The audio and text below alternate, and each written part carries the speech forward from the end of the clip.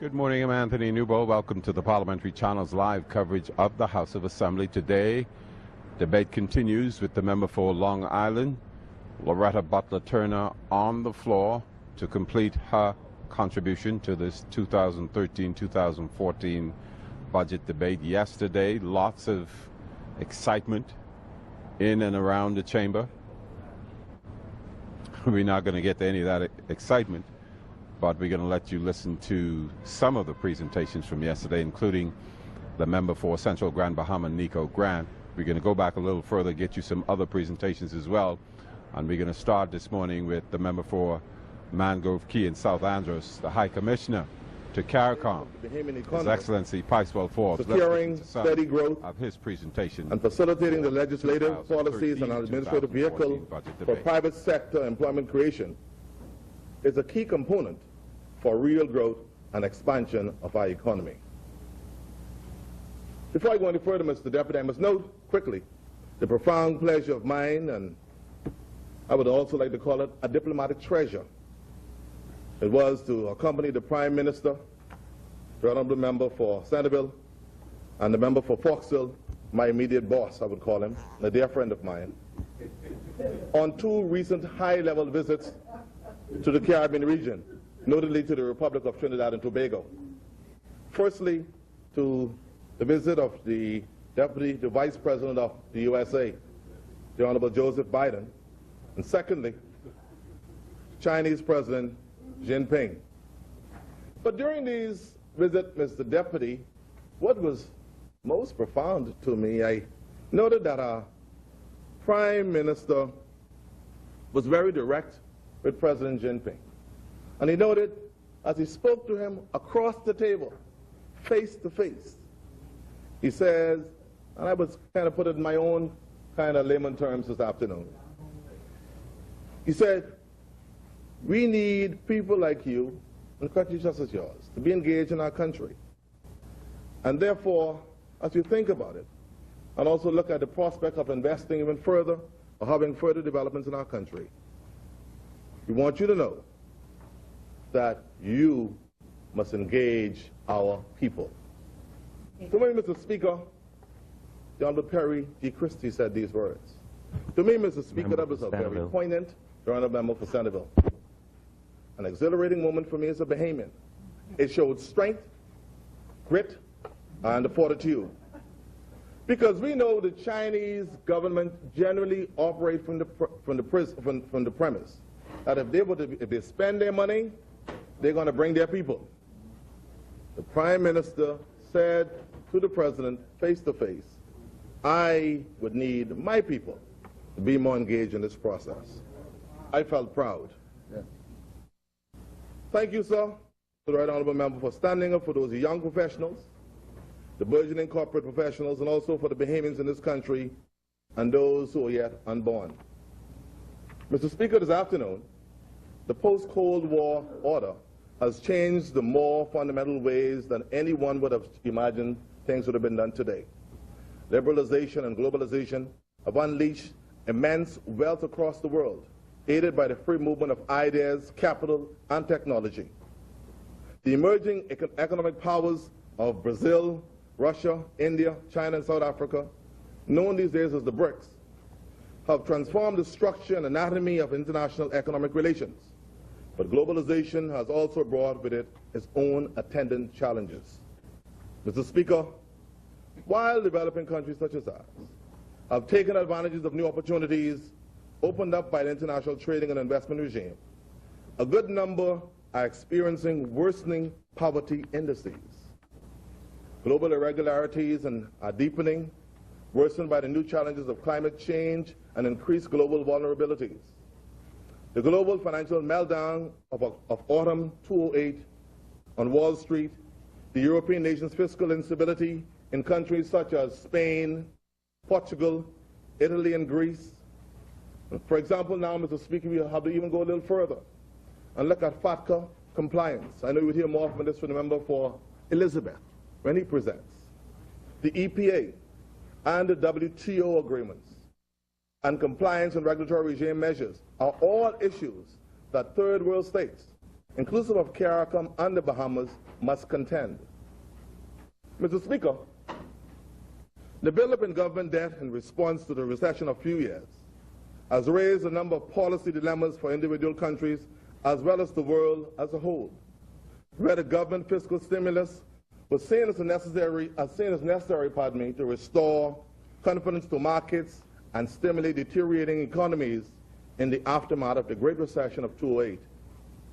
In June 2010-2011, these fiscal stimuli, which were not always properly monitored or thought through, had run up major debts, and for many economies, it became a confidence-sapping experience.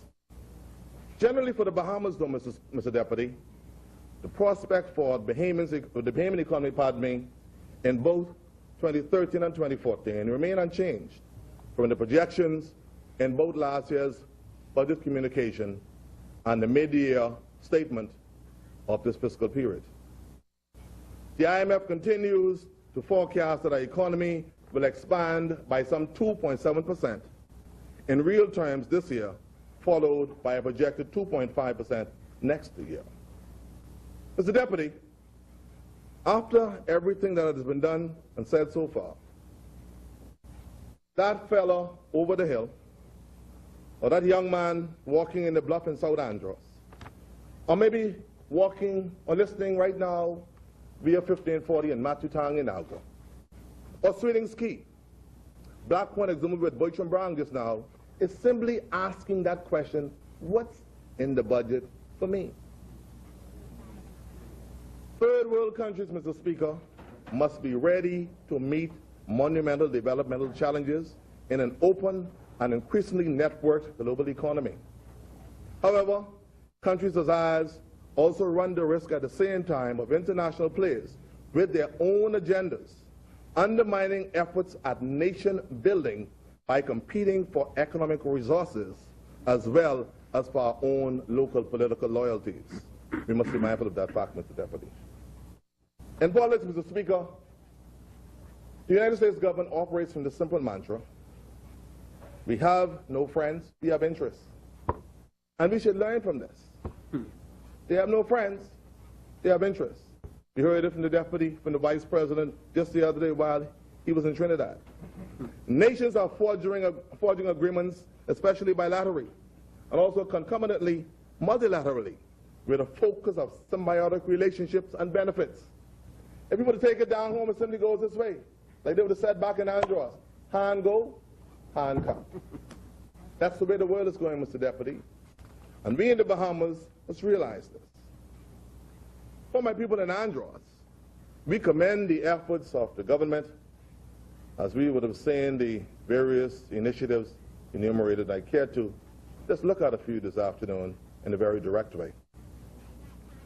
The allocation of $2 million in this budget for the acquisition of new police vehicles in the upcoming fiscal year in an effort to provide 24-hour police presence in our society. The government has allocated $8 million to Royal Bahamas Police Force that allows its manpower to be increased by some 450 officers, and the recruitment size would grow from, instead of 30 officers, now to some 100 officers. $175 million in the modernization of the main fleet of the Defense Force to better protect our waters, borders, and marine resources, and to strengthen our capacity to respond to natural disasters. And Mr. Speaker, as a Family Island representative, and I know the member for Foxwood will also note the same, this is important to us, because after the hurricane, and sometimes the airports could be damaged, and water could be, water level could be pretty high around the airports at times. If the Defense Force would have the right kind of boats and fleet, sometimes they can go to these islands and assist in this process very quickly. And also when illegal migrants also land on our shores in these family islands, as we would have had the occasion to have many of them land, especially in South Andrews and Mangrove Key more recently. And the challenge involved therewith, getting aircraft out on a timely basis to accommodate the numbers that would have landed. So with the Defense Force being strengthened, Mr. Speaker, this is a step in the right direction. $10 million to market the new Bahamas. $10 million allocated to urban renewal and small home repairs. I enumerate these things this afternoon, Mr. Speaker, in a very deliberate way. So if you look at the $10 million for small home developments, I hope these will also include the family islands like Andros. For example, Grand Bahamas benefited from much as a working and properly run urban renewal office. I'm asking for a bit of the crumb from the table in Andros, especially in Fresh Creek and also South Andrews, the bigger communities, where we have all of our challenges. So all I'm saying, Mr. Deputy, my government has got to bear in mind that I have many challenges in my community of Andros. Many of my people are unemployed or underemployed. And it's been now getting into the rainy season. And we would hope to see some immediate relief with repairs being done to roofs in South Andros, Mangrove Key, and also Central Andros. $30 million for construction of new primary and secondary schools in Inagua, San Salvador, Gregory Town, and Losang. I must quickly note as I move on to the other parts of my presentation, Mr. Deputy, that my government, before we would have demitted office in 2007, would have agreed to the construction of a primary school in Fresh Creek.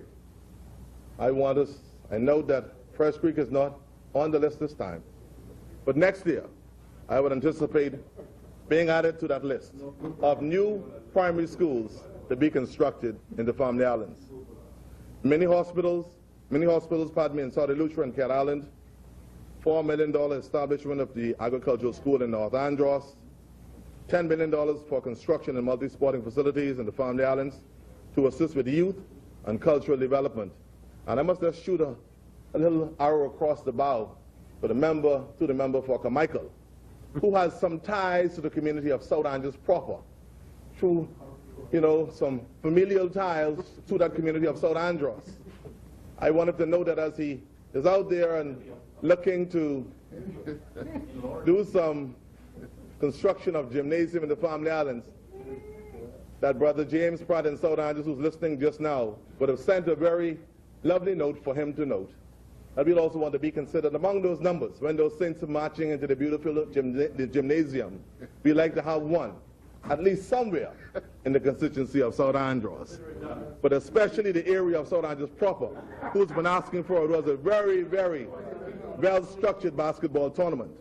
And many years I would have watched Danny and the boys having to have that tournament on the outside where the mosquitoes would affect them, or when the rain falls, the games have to stop.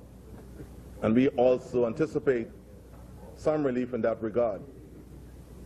The establishment of the National Training Agency to equip Bahamians with necessary practical competencies and skills. $10 million budgeted for housing repairs under urban renewal to employ our young men, which is much needed.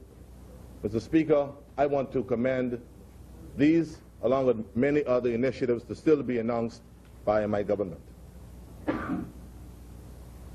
As I hasten on, Mr. Deputy, on this nice and calm afternoon here in the capital city, after returning from South Andros and homecoming for the weekend, you treasure the moments now in the family islands when you can go to sleep and very comfortable. The only thing to bother you may be one little mosquito or sandfly now and then. But you don't have to worry about gunshots and being robbed. Criminal and antisocial behavior is a major concern in our country today, Mr. Deputy. As a matter of fact, it is not unique to us. This is a global phenomenon this afternoon. In many countries, people are caught between corrupt elites and powerful extremists, promising salvation or material benefits from criminality and political violence.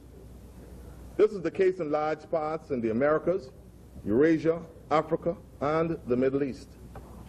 Mr. Deputy, there's no quick fix or panacea to this challenge. For years, we believed that elections in democracy would be adequate to produce economic development, social justice, and stability. However, this is proving not to be quite that simple, and some are losing hope in everyday governance every day. The culture of lawlessness is covertly seeping into our psyche.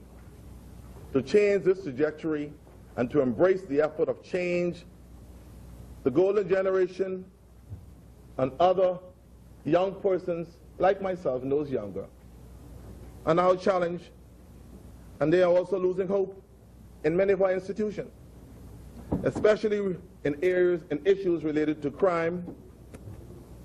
Citizens, the church, civil society, and the government must believe that they have a personal stake in upholding the rule of law and preventing crime and corruption in the Bahamas today. They need to share the expectations that law ought to be fair and apply to everyone across the board, regardless of one's socioeconomic status, and that every individual has a role in creating and overseeing the protection and preservation of our society. Mr. Deputy, high unemployment is almost a certain path to social upheavals and crime.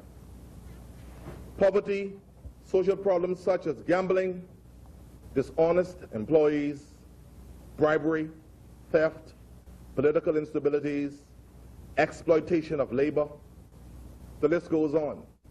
There is no need for any anecdotal evidence here. We all know the story. The devil will always find something for idle hands to do. We must find a way to correct these challenges. But it would only happen through a collective will, where we all come together and say, enough is enough. And we together, no matter rich or poor, black or white, we would turn a new page today. Mr. Deputy, an effective educational system over the years, which has failed to respond to intergenerational gaps, which simply imparts, for the most part, general and literary education, devoid of any practical content, is a recipe for the society we have today. But I must also publicly commend the effort of the member for Marathon and the staff within the Ministry of Education, also the Department of Education, for the yeoman's task that they've done amidst all the challenges in our country with our young people. I can never forget hearing this statement some years ago by former Senator John Lee Ferguson, and it stuck in my ears from the days when I would have been on radio when he came on Focal Point, and there was some lawyers who came on before him, and there's a medical crew that came in earlier. And he said, that was stuck in my mind, education is a lifelong process, but it all begins with teaching, because teaching is the profession of professions. South Andros, His Excellency Picewell Forbes, the High Commissioner to CARICOM, making his presentation in this 2013-2014 budget debate. Again, this morning, we expect that the member for Long Island, the deputy leader of the Free National Movement, Loretta Butler Turner, she was on the floor making her presentation. She's expected to be on the floor again because she's not completed as yet. And in her presentation, continuing the FNM's position that they wanted some more explanations, which the government continues to say that you can get to those when we go through the heads. And from the looks of it now, the debate will very well continue on Monday, because it's unlikely that all of those left to present will be able to do so today. We also want to welcome the listening audience from Radio 1540, the National Voice, Radio 810 in Grand Bahama, and of course 104.5. We are also on the web, livestream.com/ZNS Bahamas. Also on our website, znsbahamas.com, and we are also on Facebook. Presenting yesterday, though, was the member for Central Grand Bahama, the former Minister of Works, Nico Grant. He had some information he wanted to share, really in response to some criticisms from the governing party.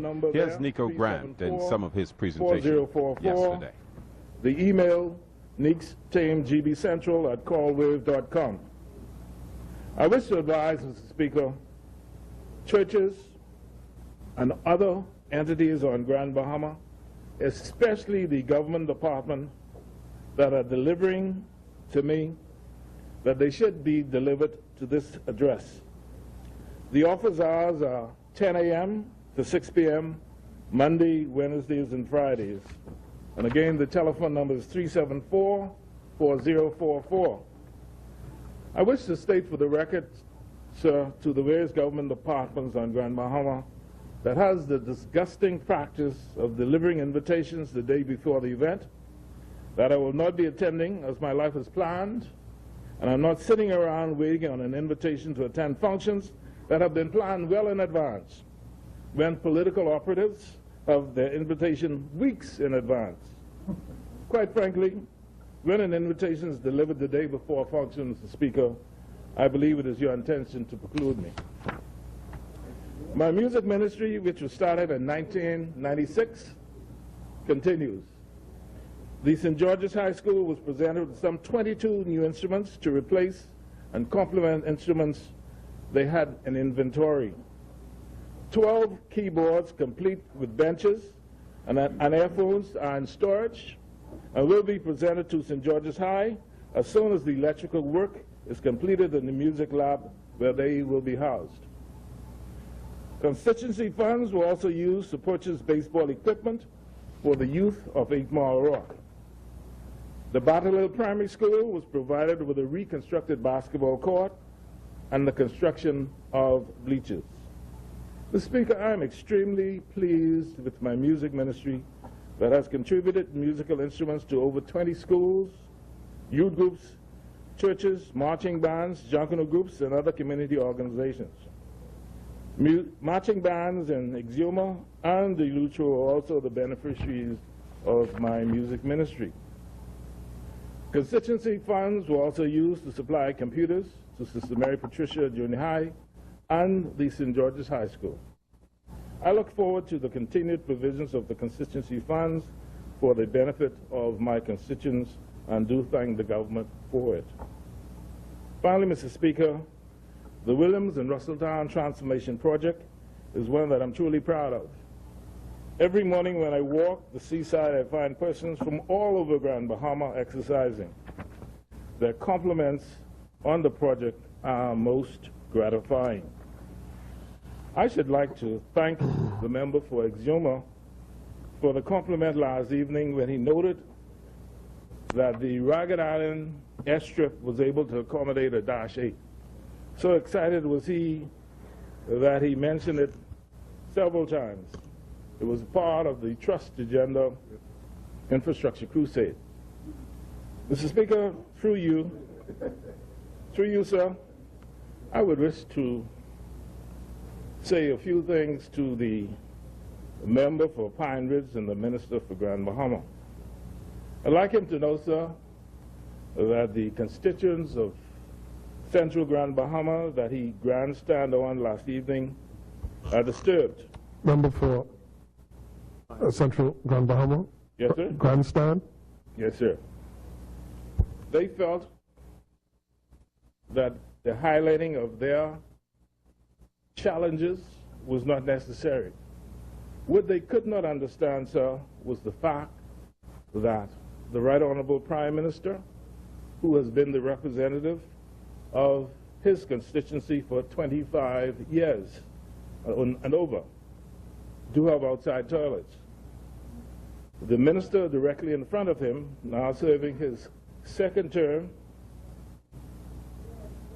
the Bain and Grantstown constituency also have outside toilets.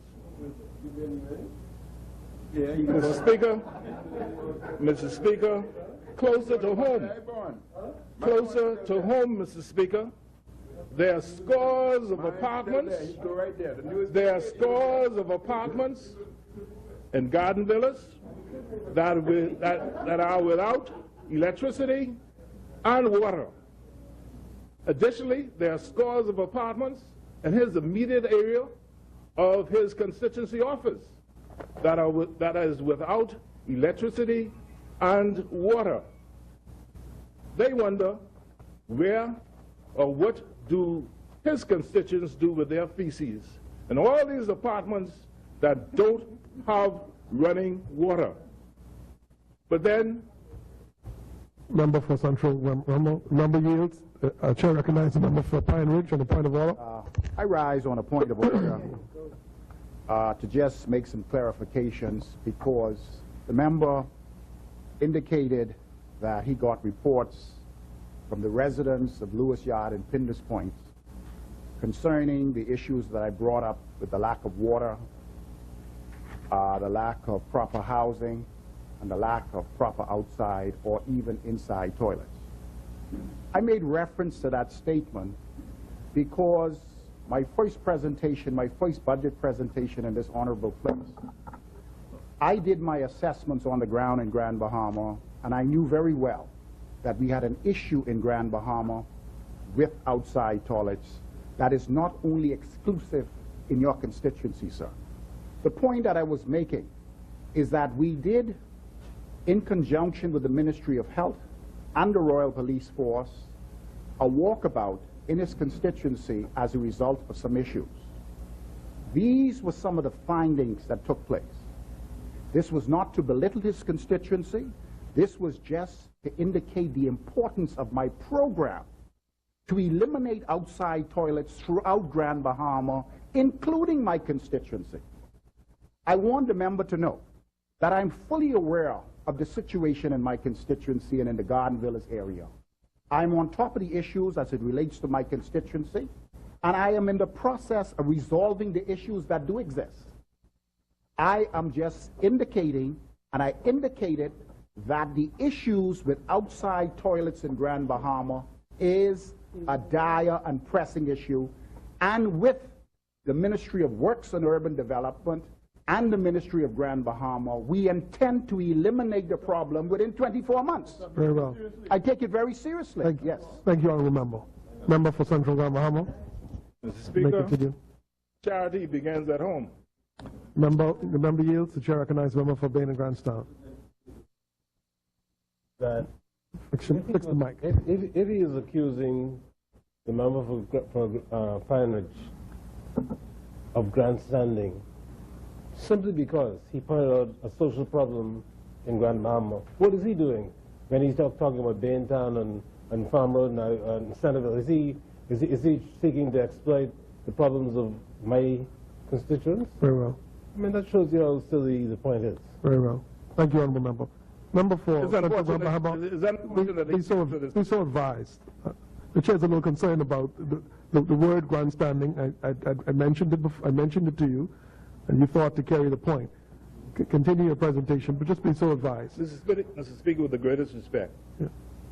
I saw no reason for the member for Pine Ridge to highlight the fact that feces might have been put in plastic bags and deposited elsewhere.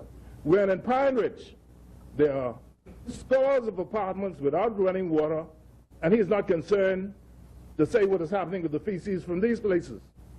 Why pick on Central Grand Bahama? That's all I'm saying, sir. The member explained. Yeah. Member for Central, Daily Yield. The chair recognizes the member for Pine Ridge. Mr. Speaker, I don't really want to belittle a point, to carry the point much further. But I just want the member for Central Grand Bahama to know that I was not picking on a particular constituency. That is not so. I was merely referring to a report that came to my understanding. And we responded to a report by establishing a new urban renewal center in his constituency, which his constituents will benefit from. As a matter of fact, under the direction of the Ministry of Works and Urban Development, we are now establishing another urban renewal center in Grand Bahama, not in this constituency, to address similar problems that do exist. So we are working diligently throughout Grand Bahama to alleviate much of this problem that revolves around lack of running water, as well as outside toilets and non-operational toilets, whether it's in apartments or in a home. We are addressing it in my constituency. I'm addressing it in his constituency. We're addressing it in some aspects of 8 Mile Rock, and we will address it throughout Grand Bahama because we intend to eliminate this problem, which we are certain is contaminating the water system throughout Grand Bahama. Thank you, Honourable Member. Member for Central Grand Bahama. It don't even make sense. Speaker, the member for Central and Saudi Lutra, during his presentation, noted some untruths. Speaker, I believe that in this place, we have a responsibility to be truthful and factual, as history is being recorded. He spoke to, or he suggested that the former Prime Minister said that Elutra had enough and would get nothing else. He spoke about the lack of attention to docks. Mr. Speaker, the records would reflect that the Trust Agenda's infrastructure crusade was actually launched in Elutra on the 14th of August, 2008. Mr. Speaker, the member for South Elutra sat in your chair for 5 years and said nothing about his roads. But from 2007 until 2008, from a seat in the back here, complained bitterly about his roads every time he spoke, about how people were twisting their heels when they walked to church, etc., etc. So, Mr. Speaker, on the 14th of August, 2008, a $4.6 million contract was signed for roads in Saudi Lutra. This was one of the projects that was stopped, reviewed, and improved. As a result of the review, Saudi Lutra got 10 additional miles of road. On that same day, a contract was executed for $4.4 million for roads in Central Elutra. That same day, the 14th of August 2008, a contract for $1.3 million was executed for roads in current settlement main roads and side roads. That same day, a contract was issued for $1.4 million for current island roads. Mr. Speaker, further, on May 28, 2009, a contract was issued for $3.5 million for the reconstruction of roads in North Elutra. In September 2010, additional road works was done at a cost of $102,000.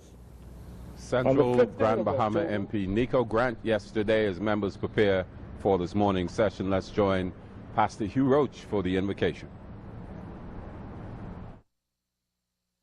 Yes, the king replied, but it is always true that those who have get more, and those who have little soon lose even that. And now about these enemies of mine who revolted, bring them in and execute them before me. After telling the disciples this story, Jesus went towards Jerusalem, walking along ahead of his disciples. This parable has some historical information, because when Herod the Great died in about 4 BC, there were 3 of these fellows that inherited the kingdom. And one of them was Archelaus. And Archelaus wanted to be sure he was going to get Judea, so he went up to Rome to see Augustus Caesar, who confirmed him, and then he came back. So the people who heard the parable could identify with the real historical setting of the day. My point is this morning, as the Calypso says, or one of them native songs, you can't come with your hands swinging and ain't bringing nothing. And that's what this fellow in the Bible did. He ain't bring nothing. As a matter of fact, there are 3 words used about it. One said he hid it in a napkin, that's King James. One said he hid it in a towel, and wherever he wrapped it, it was not acceptable. You've got to bring some results from the talents and the gifts God gives us. And no parliamentarian can make excuse that, well, he ain't the government, or he ain't no minister, and all like that. You can't come with your hands swinging, coming with nothing. Judgment is coming. Reward will be sure, and so will punishment. I remind you this morning that to whom much is given, much is required. Let us pray. Amen. Our Heavenly Father, we give you thanks this morning for another opportunity to represent your people in this honorable house. We have not always spoken the way we ought or acted the way we should, but Lord, we ask for your mercy and your grace today, your pardoning love. We thank you for the peace of God which passes all human understanding. So breathe on us today that sweet spirit which the Prince of Peace ordered, and give us concord in our discussions, clarity in our expressions, kindness in our words one towards another, and bless our chairman, the Speaker of this House, the government, and all those in authority today, especially those who guard our shores, O Lord. Remember them, as well as the students who are finishing their exams and are graduating. Bless our Commonwealth today, we pray, in the name of Jesus, who taught us when we pray to say together, Our Father, who art in heaven, hallowed be thy name, thy kingdom come. Thy will be done on earth as it is in heaven.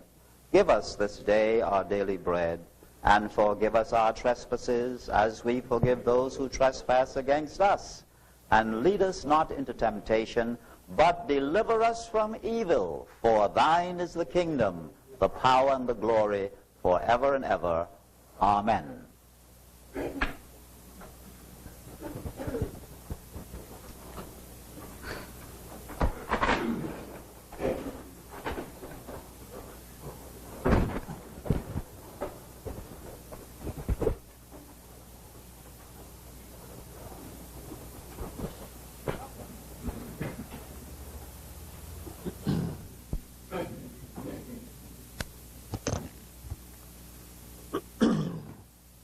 Good morning, honorable members.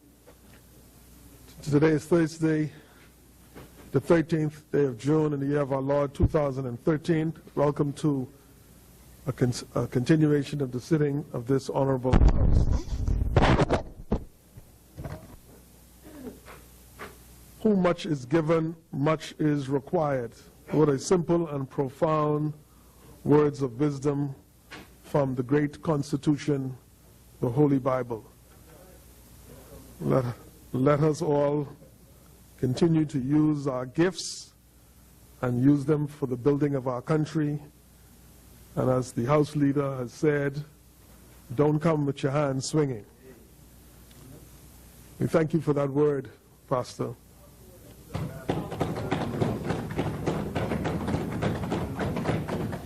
When we suspended yesterday, we were debating a bill for an act for the appropriations of diverse sums of money for and towards defraying the expenses of the government of the Commonwealth of the Bahamas on revenue account for the financial year commencing 1st of July 2013 and ending the 30th of June 2014. This bill represents one in a series of bills and a resolution to borrow $465 million, and we are at second reading and committal. The member who was on the feet at the time when we suspended was the honorable member for Long Island. The chair will recognize the honorable member at this time to continue our presentation. The chair recognizes the honorable member for Long Island. Thank you. Thank you very much.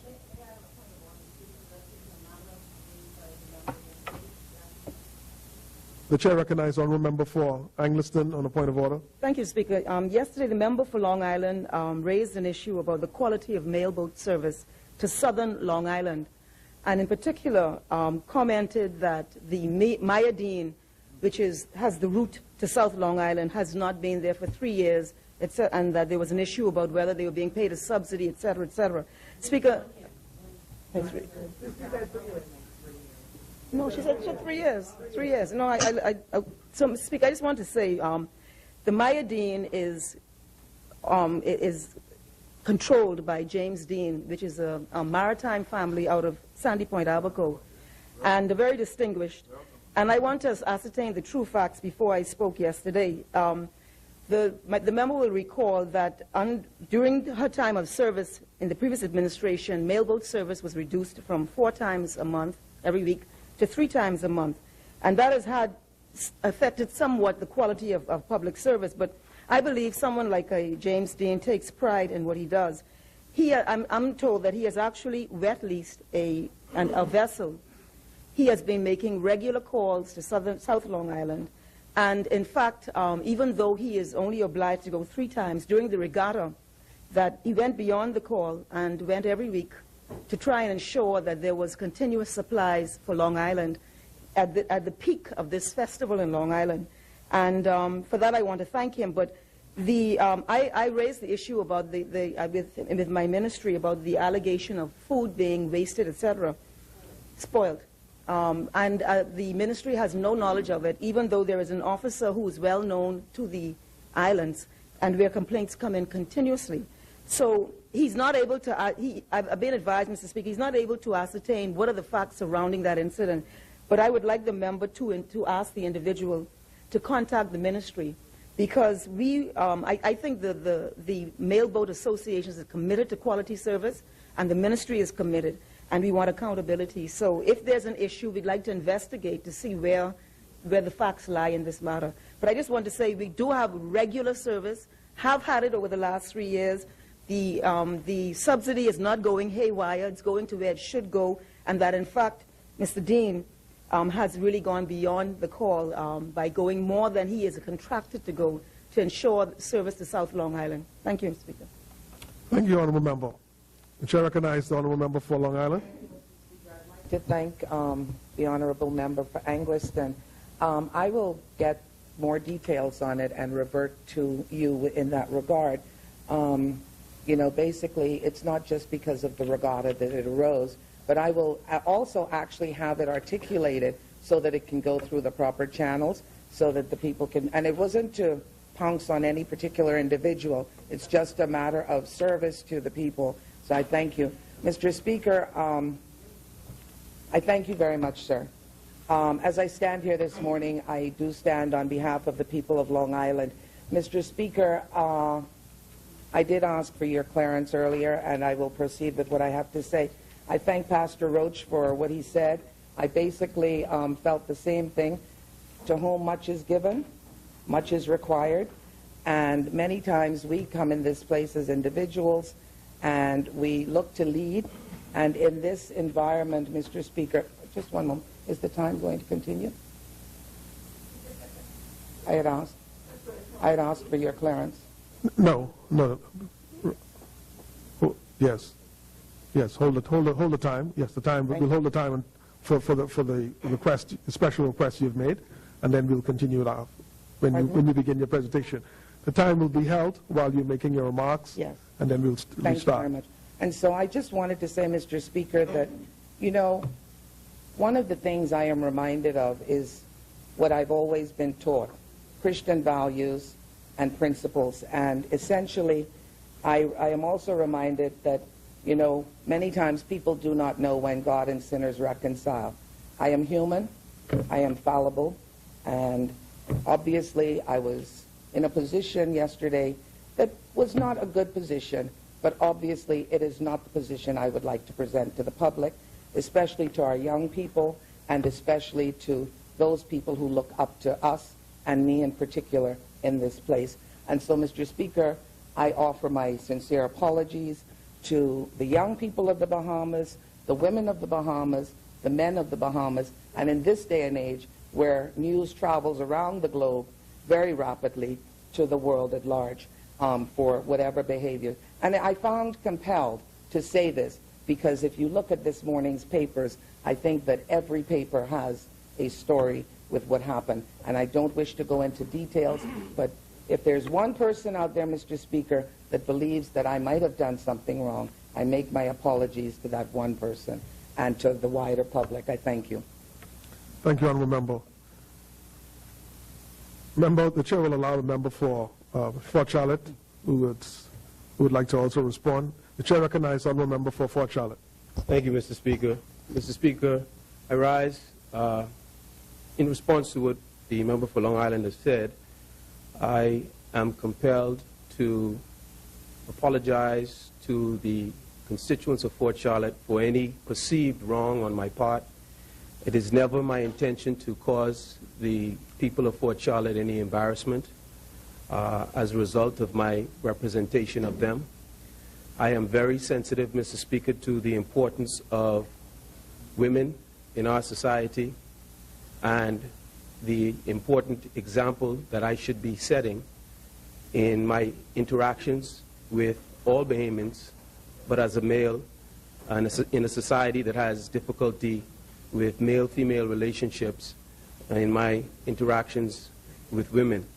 And I would like for the record to state that at no time, contrary to what has been alleged in the public domain, at no time did I make any lewd remarks or inappropriate remarks to the member for Long Island. Unfortunately, there was apparently a feeling that there was a need to get in front of the matter from a public relations standpoint, and certain things were said to try and shape or frame the matter. I feel that it is most regrettable that it happened in the way that it did, and I will do nothing further to cause for it to distract from the very important business that is being conducted now as we debate the budget for 2013-2014. Thank you, sir. Thank you, Honourable Member. Before the member resumes her communication, just for the record, the Chair also wants to add just a short voice to the matter.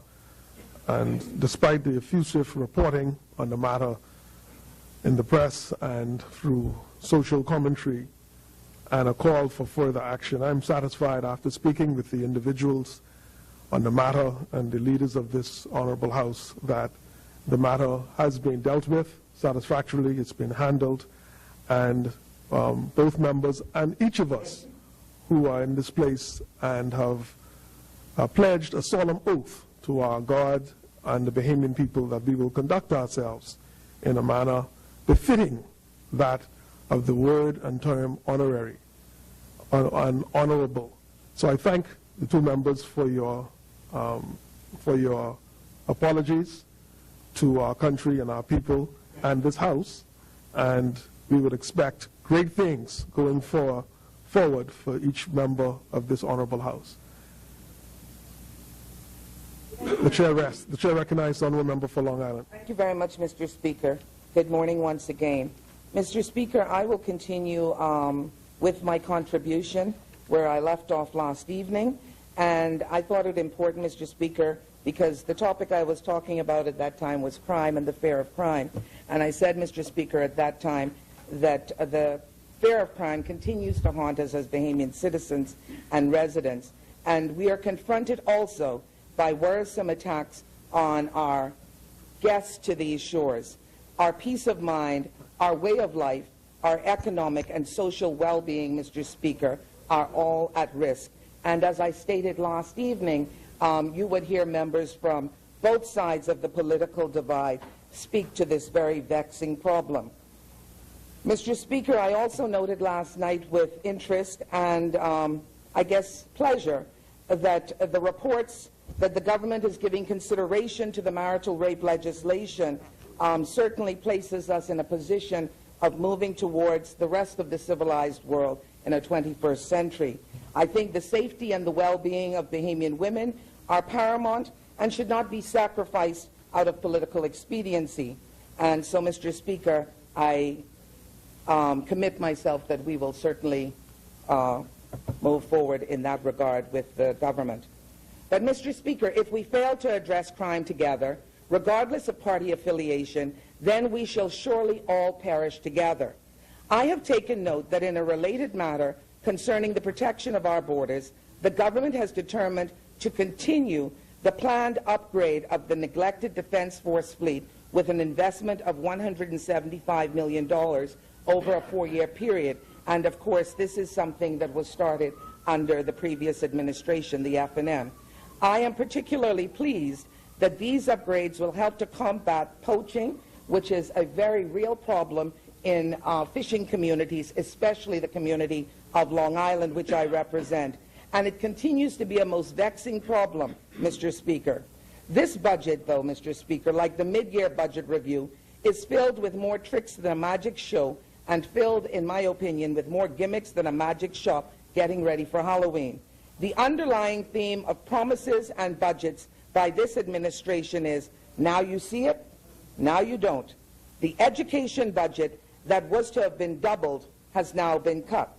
In terms of education and training, I note that the party which promised to double the education budget has in fact reduced grants to independent schools by over $300,000, reduced funding for after-school activities by some $292,000, so vital to providing healthy, wholesome activity for our young people, reduced Family Island scholarship funding by $104,000, and reduced the subsidy for student loans by $1.8 million.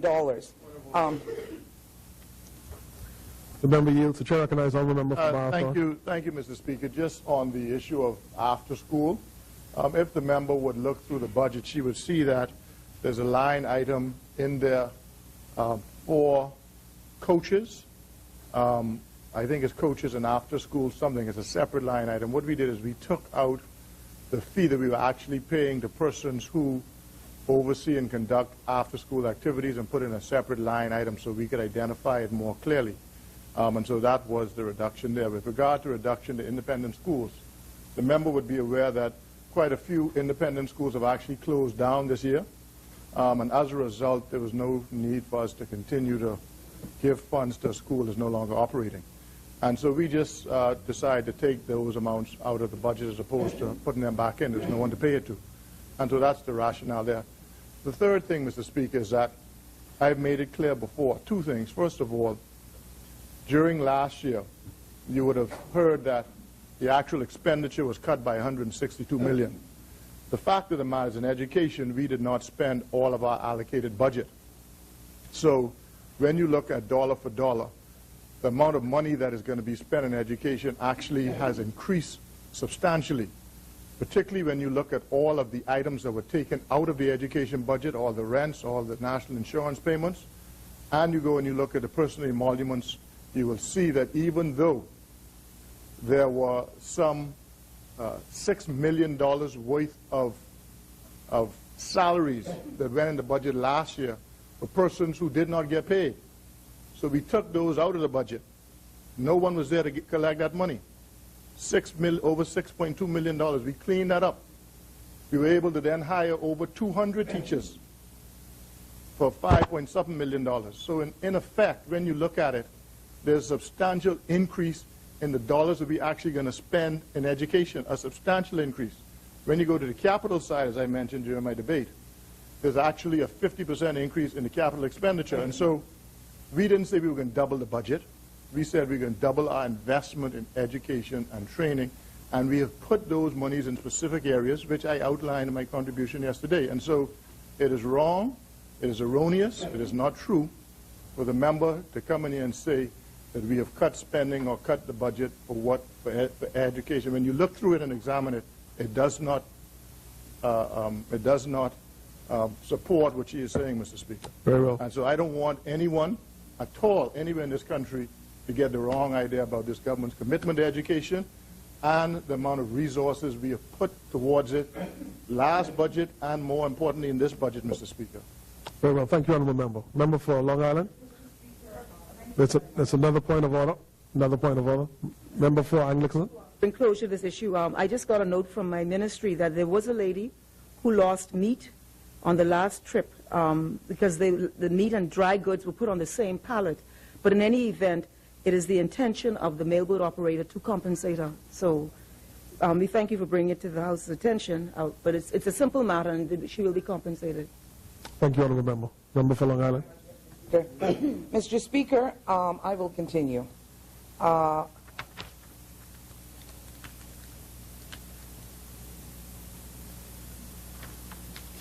The overall budget, Mr. Speaker, that the member for Marathon spoke to, he's been clarifying endlessly in this place.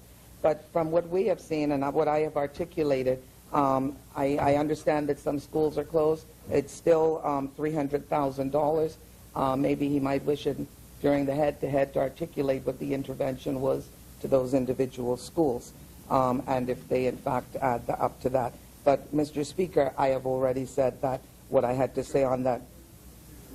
Member, I'd like the member for Long Island to have an opportunity to finish her presentation.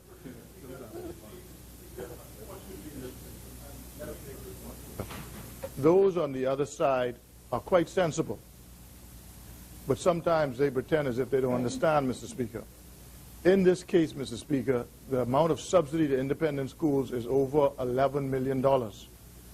I have articulated where 2 of them have closed, and there's another junior and senior high school on Prince Charles which is closed down completely.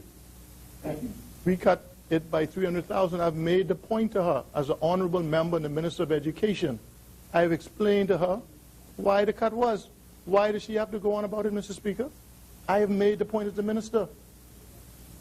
Right? Does she have to question that, Mr. Speaker? I mean, is that where we're at in this place? Well, very well. Thank you, Honourable Member. I just want to say from the Chair that despite the explanation, and the Chair accepts it, the member from Long Island has a right to disagree and just put forward another view. And I just want members to just be mindful of, members will have opportunities for back and forth. As long as the member is factually correct, then we have an unfettered right to state our positions. And so I just want members to just be mindful of that. We have to be able to disagree. That's what we're doing here. But let's do it in the right framework. Member for Long Island. Thank you very much, Mr. Speaker. Mr. Speaker, of planning, I wish to now address some of the elements of the 2013-14 national budget. In light of the budget estimates tabled by the government, it is clear that no effective plan has been developed to ensure that the Bahamian economy benefits from the gradual global recovery following what has been the worst international economic and financial crisis since the 1930s. This budget provides little support for technical and vocational education. I have heard them speak extensively about this new training institute, but Mr. Speaker, the skills training, the apprenticeship programs that are meant to empower Bahamians, we need to ensure that they are there so that they utilize their talents and strengthen their skills. The ideas floated by the government with regards to training are similar to many of the other poorly, in my opinion, conceived initiatives by this administration, now and during its last term. Given this government's inability to plan and its record of incompetence, I have little faith that its poorly conceived training ideas will be effective. As for this national training agency, the budgetary contribution for the establishment of a training institute was more than halved from $477,946 to $150,000. That's a reduction of $327,946, and they say that they are indeed serious about training. What the party opposite has tended to do is to grab hold of some idea and dress it up with a catchy name. What is typically missing is the in-depth planning needed to develop programs which may prove truly effective for our people. Considering our budgetary constraints, the country cannot afford another program that risks failing because it opens before there is a necessary strategic planning done to help ensure the program's success. Mr. Speaker, this is not a jobs and neither is it a growth budget. Indeed, the budget provides little support to promote or to encourage the expansion of small and medium-sized businesses. it offers little to attract the increased levels of foreign direct investment, which has been key to our economic development over these many decades, and which suffered a precipitous decline during the last fiscal period. The government's thorough lack of vision can be seen in the area of tourism, the main driver of our economy. Instead of a strategic vision for tourism, this administration is in a grab bag mode, grabbing at any idea, whether it makes sense or not. Even this morning in today's paper, we see the former director of culture berating about the fact that we are now going after a Mardi Gras theme. That is in this morning's paper. I want to speak to that a little bit. The PLP seems to lack any coherent and consistent idea as to what our tourism product ought to be. Even though our central theme is, it's better in the Bahamas, this government seems to want to turn us into a sort of Las Vegas. The Minister of Tourism just last week said we will now become a gambling mecca? What did you say? A gaming destination. Okay? A gaming destination. Gaming is not a destination. We are advised of the government's intention to spend $1 million on developing some sort of Mardi Gras or carnival. It seems that the side opposite rarely has an original idea. Mardi Gras or carnival, Mr. Speaker, was developed in mostly Roman Catholic countries or jurisdictions such as New Orleans, Brazil, Trinidad and Tobago in the week before Lent. There is a history to these experiences which make them authentic to the cultures in which they were developed. Think of the brilliant rake and scrape performances of students in Cat Island and at schools such as the Gerald Cash Primary. It is this sort of indigenous experience to us and that talent that we should be nurturing, instead of importing concepts with little connection to our historical experience.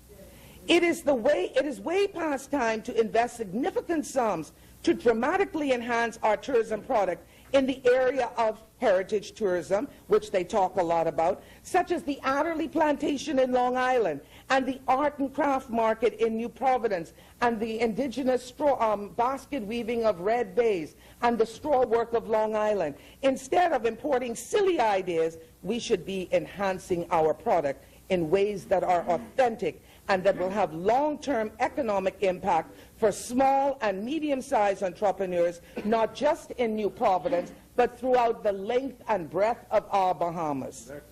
As an example, one of my key interests is to work with the government and private sector partners to develop a visitor and education center at the world-famous Dean's Blue Hole in Long Island. Dean's Blue Hole was the subject of a segment on U.S. television program, 60 Minutes. The idea would be to create a small park with a visitor and an education center to teach Bahamians and visitors about blue holes. And I might add, we have other blue holes in Long Island and around the Bahamas, but I speak specifically to Long Island right now. As Dean's Blue Hole becomes more famous, it is necessary for us to create such a park in order to facilitate visitors and to protect the Blue Hole. Imagine how much money we can generate to the economy of Long Island with such blue holes. That is empowering people where they are. I would like to work with residents in Long Island to discuss the development of this idea, including how such a park might be not just maintained, but also managed. Mr. Speaker, the Minister of Tourism said it would be a gaming destination. The correct wording I think he used at that time was a gaming nation. The member yields. The chair recognizes the member for West, Grand Bahama and Bimini. Mr. Speaker, here is the issue that you always face. When a member, you tell a member what you said. I know what I was saying. I understood what I was saying. It's not what the media might have printed or one or two members of the media printed. What you ought to do is look at what I said, but to look at what was on television and all the rest. I know what I was saying. We're not a gaming nation. We know that. We have, and we will include in our offerings gaming destination. And insofar as the Blue Hole of Long Island is concerned, it's so unfortunate that you're not aware of some of the things that's going on with the Blue Hole in Long Island, but I'll tell you when I speak. Very well, thank you, Honourable Member. Member for Long Island. It's unfortunate, Mr. Speaker, because I've spoken with the Minister for Tourism, the member for West End and Bimini, on numerous occasions about Long Island. So it is unfortunate. It is not that we do not have the lines of communication. So if he's chosen not to share it with me as the MP, then it's not my fault. So I speak to what I know, Mr. Speaker. I'm talking about tourism, Mr. Speaker. I also said to the Minister and the member for West End and Grand Bahama that when we talk about tourism in our islands, we should ensure that we are well equipped with the personnel on these islands. Right now, we have one individual in the tourism office in Long Island. And while she is doing a yeoman's task, she is a junior tourism officer. And I think if we're talking about developing tourism for all the islands, then we must ensure that we have the proper personnel and resources in place to do that. A concern expressed at the time in the 2012-13 budget debate continues to hold my attention, particularly as a representative of a family island constituency. I am concerned with the postponement and the cancellation of a number of significant infrastructural projects in Long Island and San Salvador and North Abaco.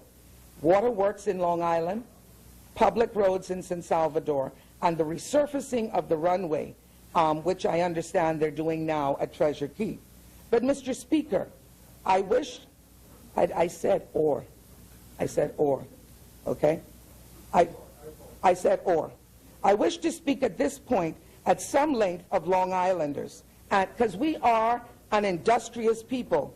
There is a long tradition, Mr. Speaker, of self-help in Long Island, accompanied by an independent spirit. During the regatta last week, you heard me talk at the beginning of how the Minister of Local Government and other officials were impressed with our refurbished and upgraded regatta site, now one of the best in the country.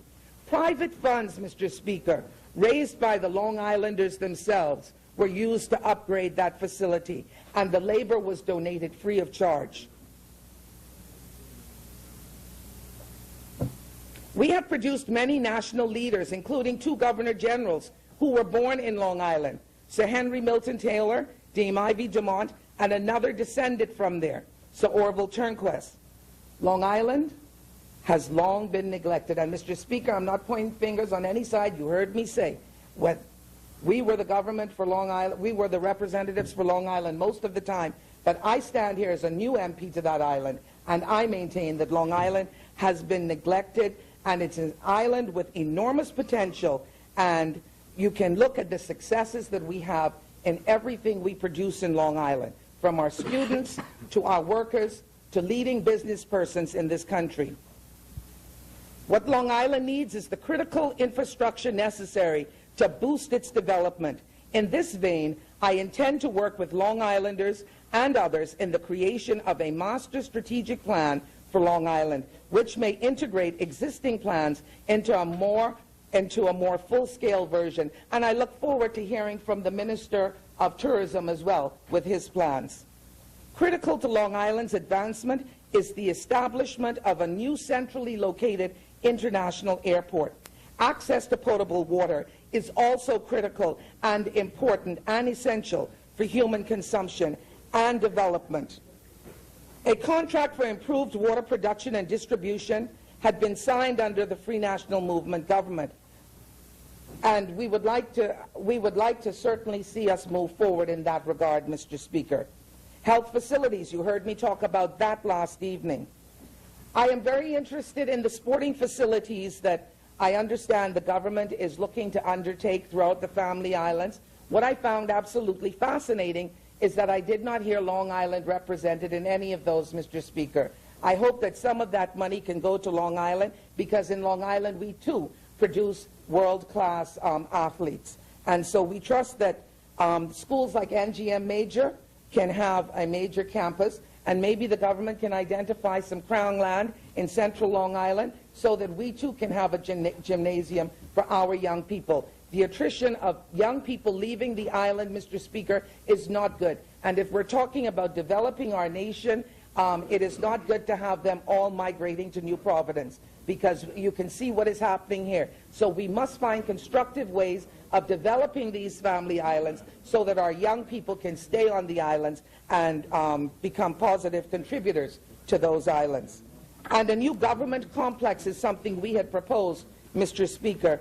The Minister for Local Government, the honorable member from ICAL, said he saw the administrative office that I'd spoken of several times here, and he agrees it needs a lot of work, Mr. Speaker. And so we look forward to perhaps getting some of that done. Mr. Speaker, I touched briefly yesterday on the introduction of the new customs processing fee for all imports brought into the Bahamas, from the $10 stamp up to a ceiling of $500. Mr. Speaker, I also heard my colleague to my left speak to this more fluently with regards to what the cost would be to some of our larger businesses throughout the Bahamas. The government expects that it will raise some $20 million in revenue from the imposition of this fee. This will impact, without question, Mr. Speaker, the cost of living in our country, without doubt. Businesses are in business not for their health, but to make a profit. And they're going to pass those charges on to we, the consumers. And business license fees are being increased. Who does the government believe will bear this additional cost? Once again, it will be us, the consumers, Mr. Speaker. The increased bank taxes. I have no problems with banks being taxed. They make a lot of money. But once again, those increases, Mr. Speaker, will also be passed on to consumers. And so if we're talking about actually growing the economy to have additional burden placed on the backs of consumers, I don't see where that is going to happen in the short term or the medium term.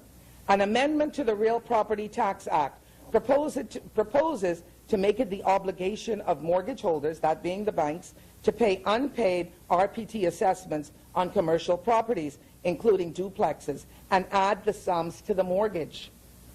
The Prime Minister talked at some length at the rosy picture for foreign direct investment. But the reality is, today, that foreign direct investment has declined precipitously over the past year, decreasing by some $385 million. And no matter what they say, why we had the foreign direct investment in the last year, the fact is, Mr. Speaker, the money was there.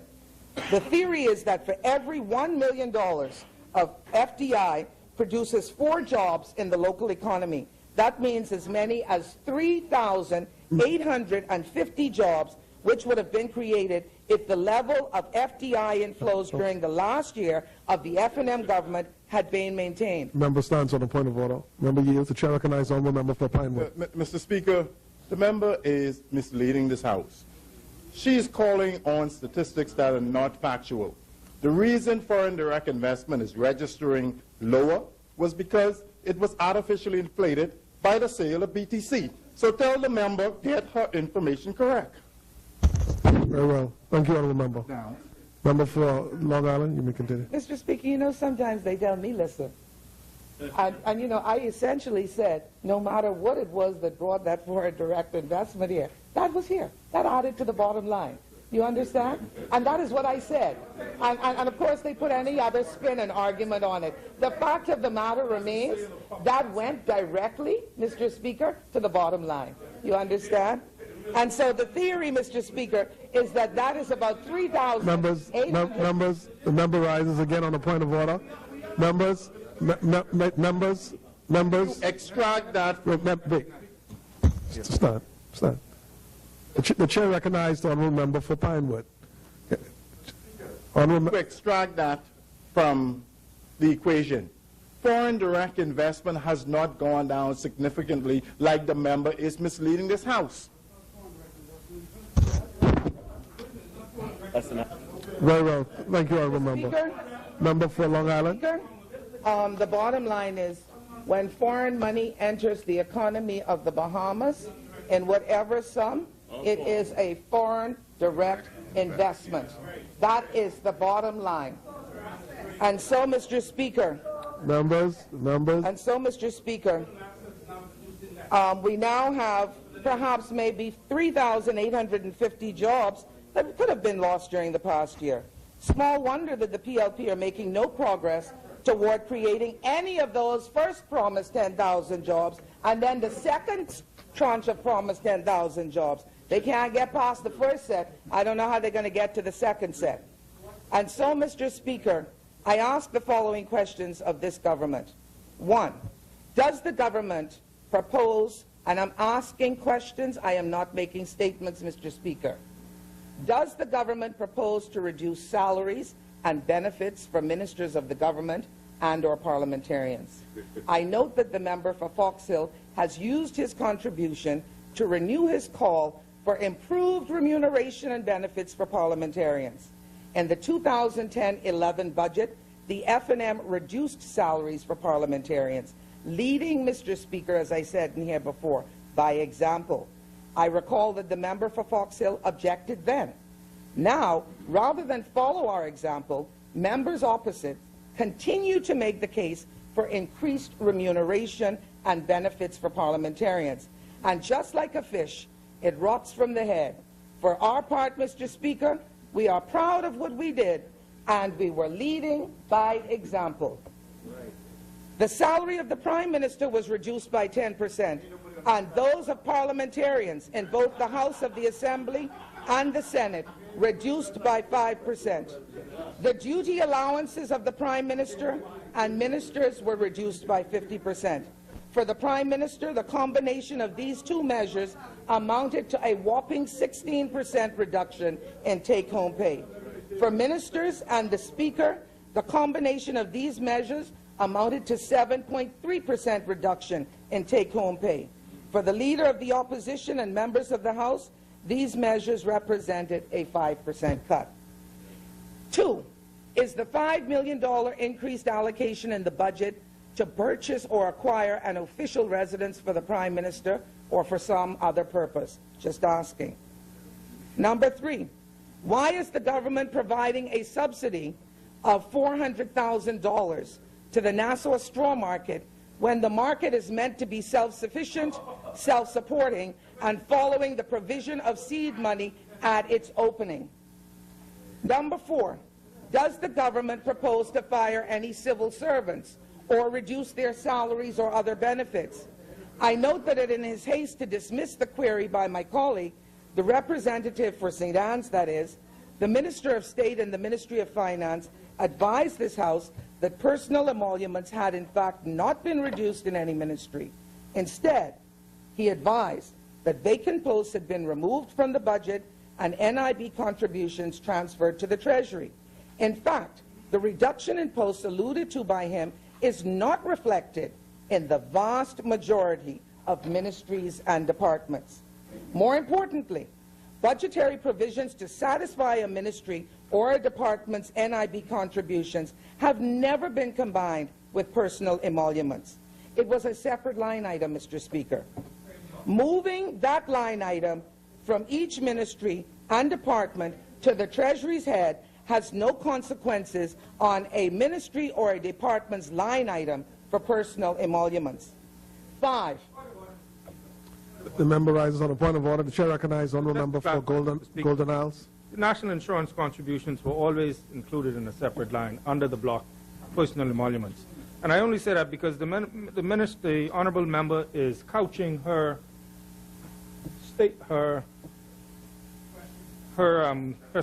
statements or what she's saying as questions, but in reality being quite, or if I would use the word mischievous, provocative, Mr. Speaker, by suggesting, first of all, that there's something untoward in the way the budget is being presented, and secondly, that it's something untoward and there's some nefarious motive.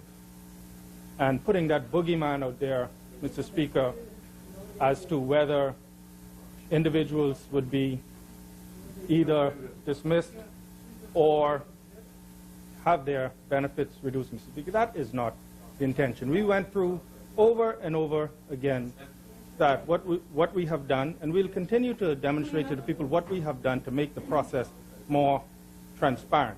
And when we get to the head-to-head, Mr. Speaker, when we talk about dismissing people, we'll talk about the large amount that was added to the pensions provision during their last budget, and maybe we can ask the question whether it was the intention to put more people on pension by sending them home. We'll ask that question at appropriate time, Mr. Speaker. Thank you, Honorable Member. Member for Long Island. Thank you very much, Mr. Speaker. You know, Mr. Speaker, I think sometimes in this place, no matter how I make my presentation, there's a problem. The fact of the matter is this is the budget, and we have the right to question it. We have the right to find out what is in their heads. What is in their proposals? And Mr. Speaker, this is not for the benefit of me. This is for the benefit of the Bahamian people. And so they have every right to answer, Mr. Speaker. They have every right to answer. Members.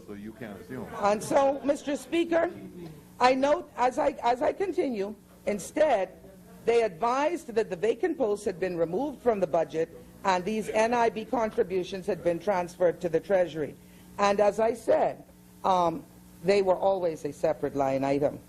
5, I note that the provision to pay for insurance for the police and nurses has in fact been reduced in the 2013-14 budget by some $7 million, notwithstanding a commitment by the Prime Minister to recruit an additional 450 police officers during the new, well, I think he said over a period of time. Will the new recruits, Mr. Speaker, be eligible for health insurance this year? Now the government is removing the 10% fuel tax on VEC, previously used to offset against government bills. From what source, Mr. Speaker, will the government's payments for electricity usage be made? I note that the allocation for payment of electricity usage has in fact been reduced in many heads. And number 7, the $15 million provided by the Ministry of Finance budget to facilitate the implementation of the priorities of the Charter for Governance has disappeared from the budget this year. An accounting of monies expended from this line item has never, in my opinion, been accounted for, Mr. Speaker, or provided to this House, let me say. This is so in spite of the fact that the Deputy Prime Minister, the member for Cat Islands and Salvador and Rumkey, publicly undertook to provide such information at the time of the mid-year budget review exercise. Now the item has been eliminated from the budget.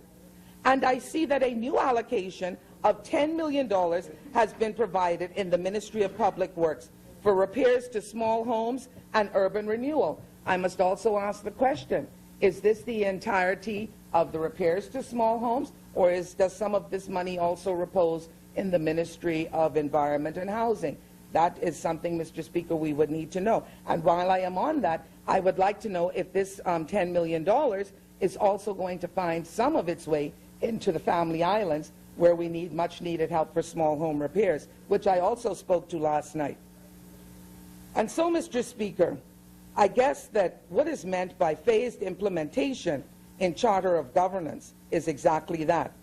I am reminded that a similar exercise was undertaken by the PLP government during their first tenure under Christie, the member for Centerville, in 2002, when it provided $10 million for the implementation of the plan, or our plan. An accounting of the expenditure in these slush funds must be given. Mr. Speaker, on behalf of the Bahamian people, that's $15 million last year, which we're concluding now, that we've gotten no accounting for, and now an additional $10 million, $25 million. Mr. Speaker, we demand that we have an accounting of this. During my contribution, I have sought, Mr. Speaker, to hold the government accountable. Yet I have also sought to propose some concrete and specific ideas and some solutions. For all too often, heated debate in this chamber, indeed often because of it, we boast a vibrant democracy. Let us fiercely contest ideas and policies. Let us just as fiercely work together in a spirit of bipartisanship for the good of those who sent us here to serve them. Mr. Speaker, I will deal with the Ministry of Social Services on a line-by-line item when we get head-to-head. I thank you once again, Mr. Speaker. I thank you on behalf of the people of Long Island, and I thank you for your fairness today, sir.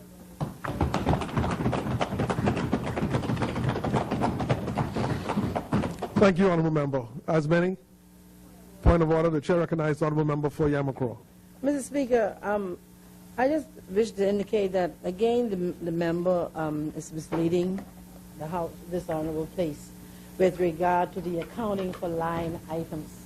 I am not aware of any occasion when accounting for line items in a budget is presented to this House.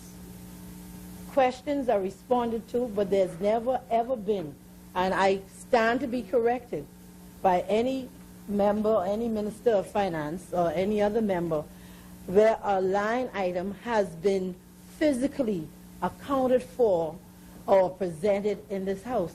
So it is a very, very misleading statement to be made, Mr. Speaker.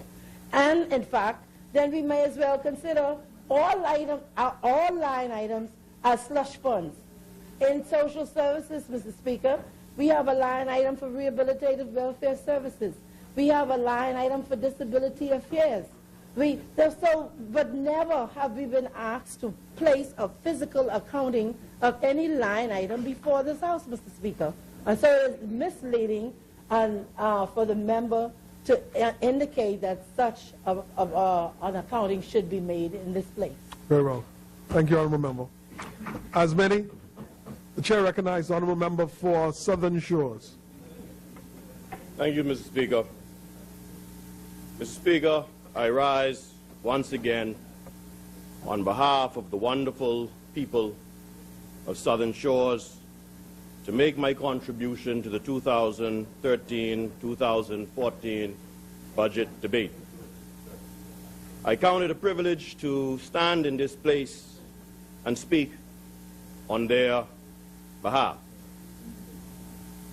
Mr. Speaker, before I begin, I must acknowledge the Almighty God for the grace and mercy that He continues to show me daily.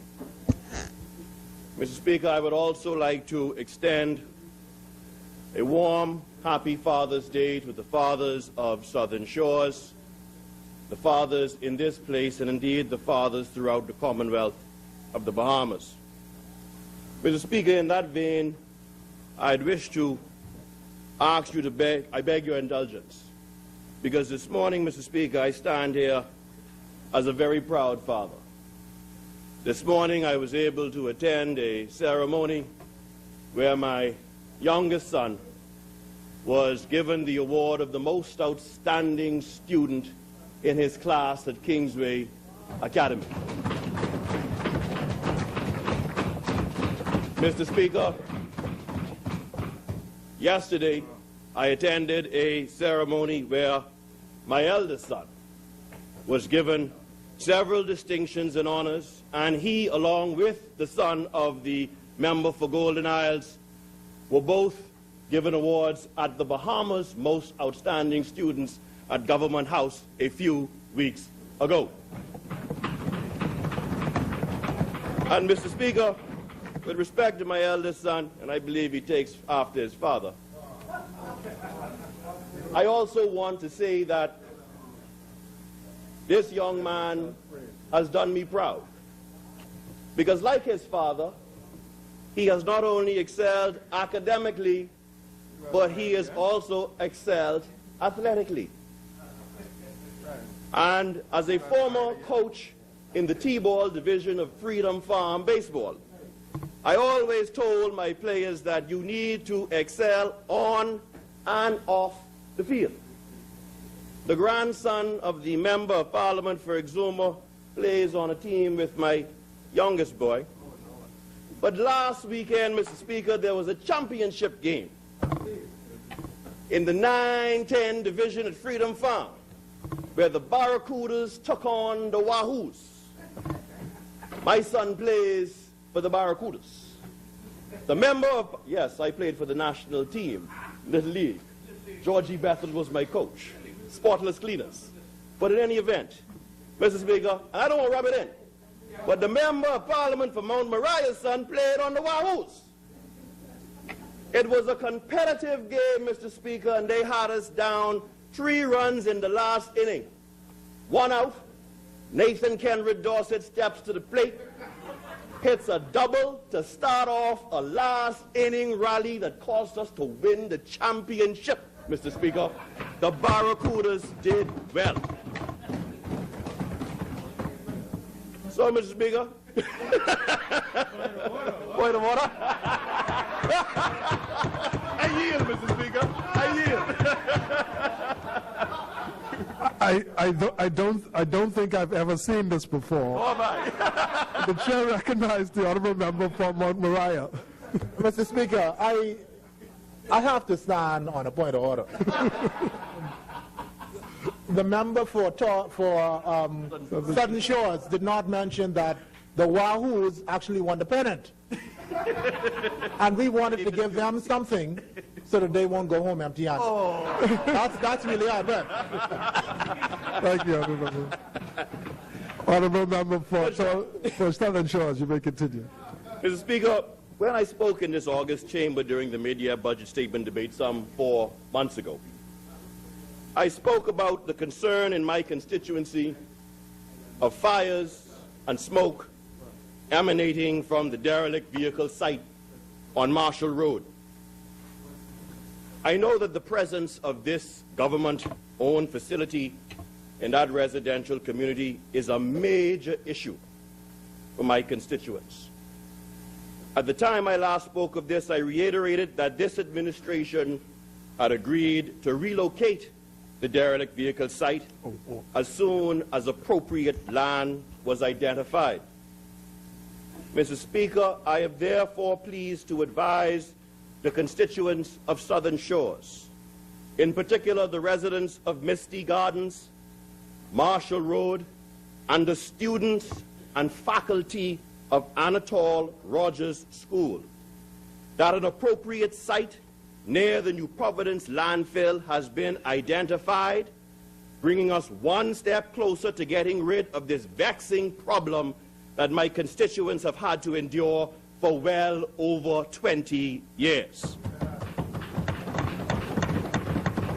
Mr. Speaker, 20 years ago, Frank Watson promised relief and did not deliver. My deceased friend Charlie Maynard promised relief, but he did not deliver. But this member promised that it would be done, and as the saying goes, so said, so done. Mr. Speaker, the identified site for relocation of the derelict vehicle site will ensure that the operation is out of the view of the general public and will be placed in a commercial and industrial area where it ought to be.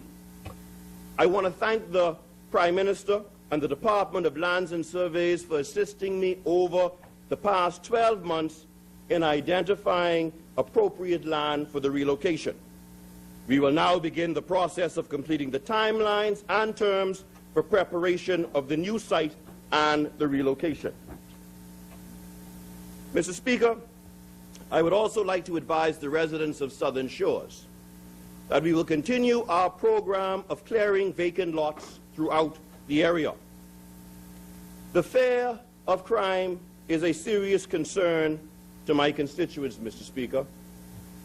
I have many single mothers who live in my area, and while many may not think it is important, my constituents have called for the clearing of vacant lots near residential homes, as they have become sites in some instances for illegal dumping, but they also allow criminals to lay in wait for unsuspecting residents.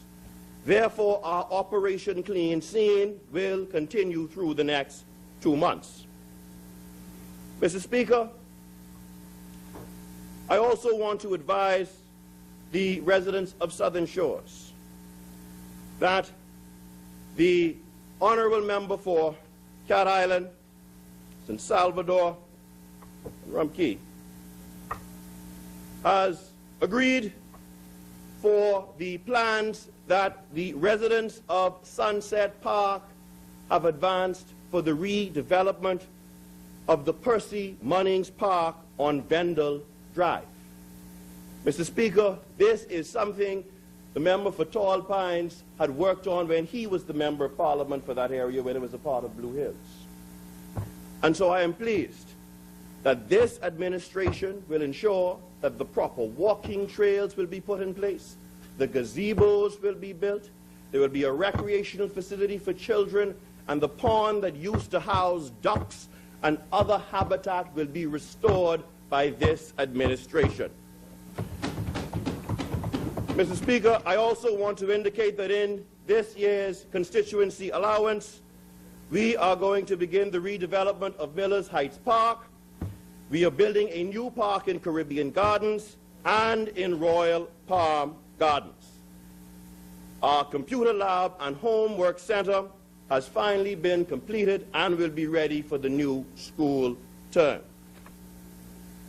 Mr. Speaker, I begin my contribution by congratulating this government of which I am a part, led by Prime Minister and Member for Centerville, the Right Honorable Perry G. Christie, for making the hard and sometimes unpopular decisions in the past year that has now allowed us to begin to see the light at the end of the long, dark fiscal tunnel left behind by the previous administration.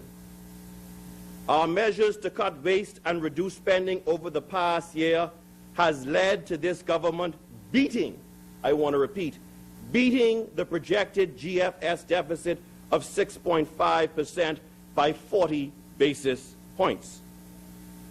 Mr. Speaker, this budget, more than anything, is one that gives the Bahamian people hope in our future once again. This budget, unlike some presented in recent years, focuses on the building of the Bahamian people and national development. This budget is proof of this government's commitment to putting the Bahamian people first and securing the future for the next generation. As the Prime Minister said in his budget communication to this place, this is a pivotal budget in the history of our small nation. It is a budget that secures the future for all Bahamians. He went on to say that the economy has clearly turned a corner and we can anticipate steady, ongoing growth and employment creation in the period ahead. Mr. Speaker, it is my belief that this budget is also proof positive to the Bahamian people that their collective decision of May 7, 2012 to fire the previous administration and retain the services of the Progressive Liberal Party was a good one. This government is working, and doing so for and on behalf of the people of this country. And despite what we found on coming to office, it is my opinion that we are doing a great job. And Mr. Speaker, don't take my word for it when I speak about this budget, because the headlines in the Nassau Guardian business section on Tuesday, June 11 reads, Moody's gives positive budget review. Independent analysis of the budget that we have presented to this Parliament, Mr. Speaker. Mr. Speaker, the seeds have been planted.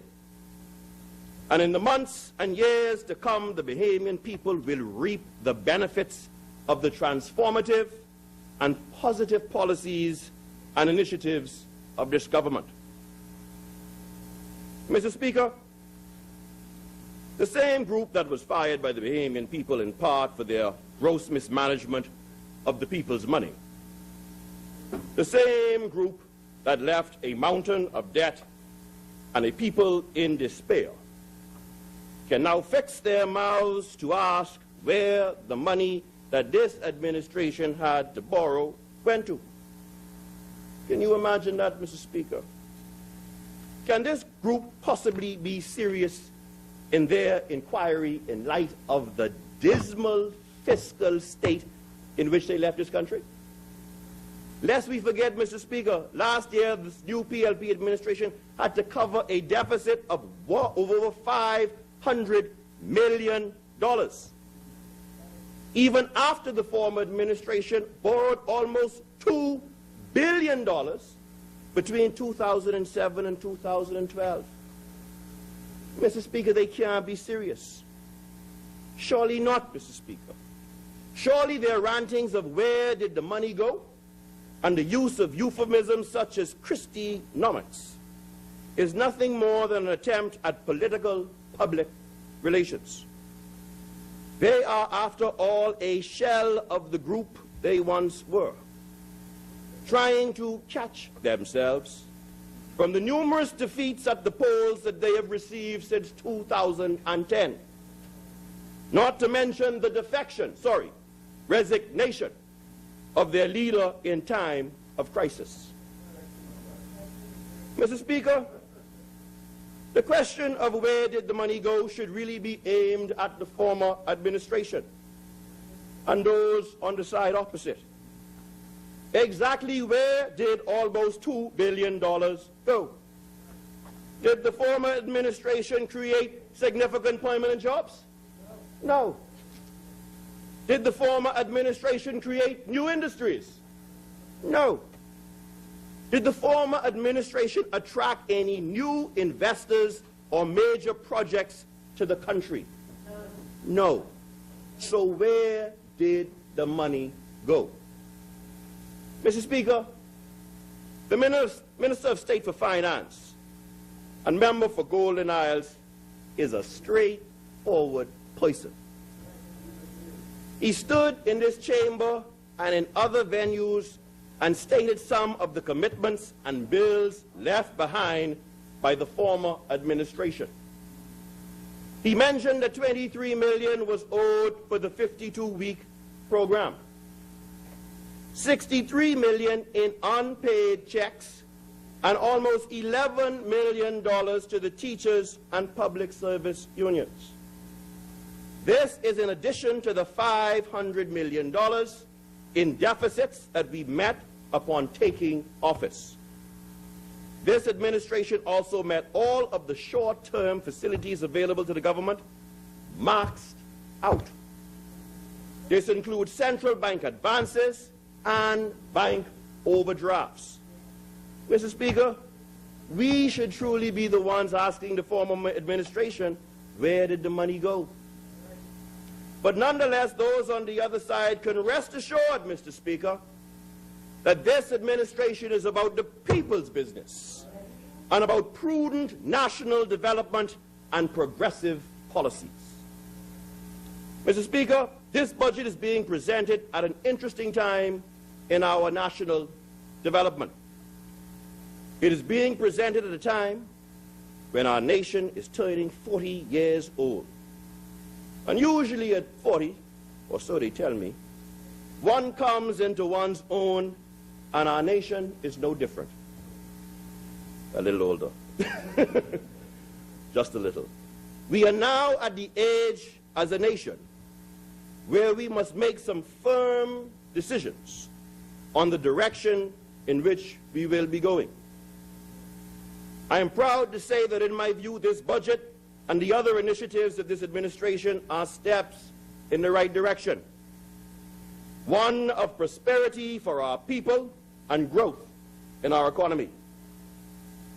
Mr. Speaker, we are living in an exciting time of modernization and transformation.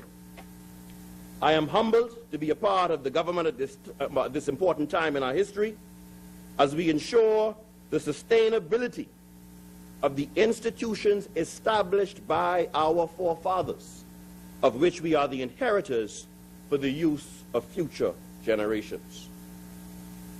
Mr. Speaker, in light of the words of the Prime Minister forecasting employment and entrepreneurial opportunities, I would like to advise Bahamians generally to prepare themselves for the opportunities that will be made available. If you have not finished high school, go and do so. If you never made it to college, start taking classes. If you are doing a job or have a trade for which you are not certified, seek certification. The government is doing its part to create an environment of opportunity in the country, and our people must do their part as well. Mr. Speaker, this is why initiatives such as the National Training Agency and the Institute of Agriculture and Marine Sciences, for which provision is made in this budget, are so vitally important. Preparing our people for jobs and food security are national priorities for this administration.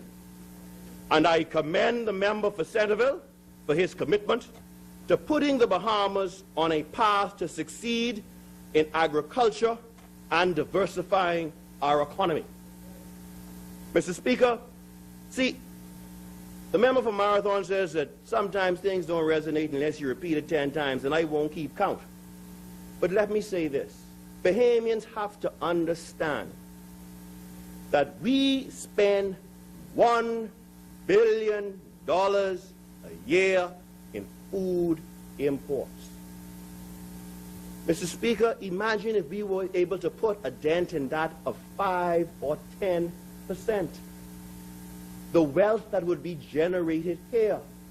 These are real, tangible efforts that could be advanced for our people. And I commend the Prime Minister, who is a former Minister of Agriculture. And see, that's why he's pushing these things, you know, Mr. Speaker. Our Prime Minister has had the benefit of serving in so many ministries that when he speaks about what he wants to achieve, he speaks with authority, but more importantly, with an understanding of what can be. We are taking food security seriously because, as the Member of Parliament for Mount Moriah has said, those whom we import food from, if something happened with them, we ain't exactly their priority. We have to do for ourselves so that the process create jobs and economic opportunities for our people. Mr. Speaker, I also think the government should be commended for making provision for a school dedicated to special education and ensuring that the College of the Bahamas obtains university status. Mr. Speaker, these are issues that both sides of the political aisle should be able to agree on. And I trust that those opposite will support this government in its efforts in this regard. Mr. Speaker, the past year has been one of revelations for me.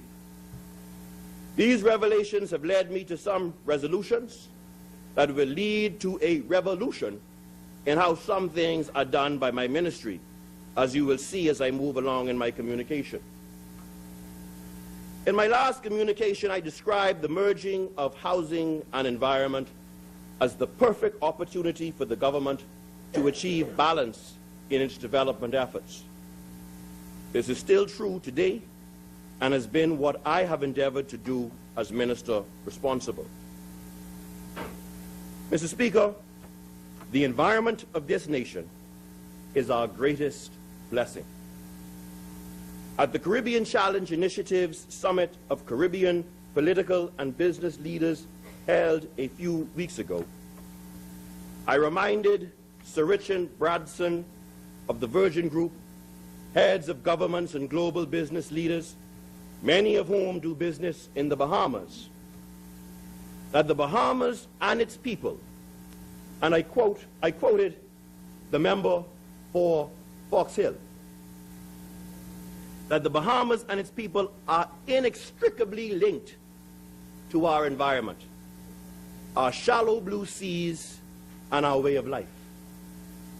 I reiterated that the environment sustains our lives and livelihoods and is the very foundation of our economic activity.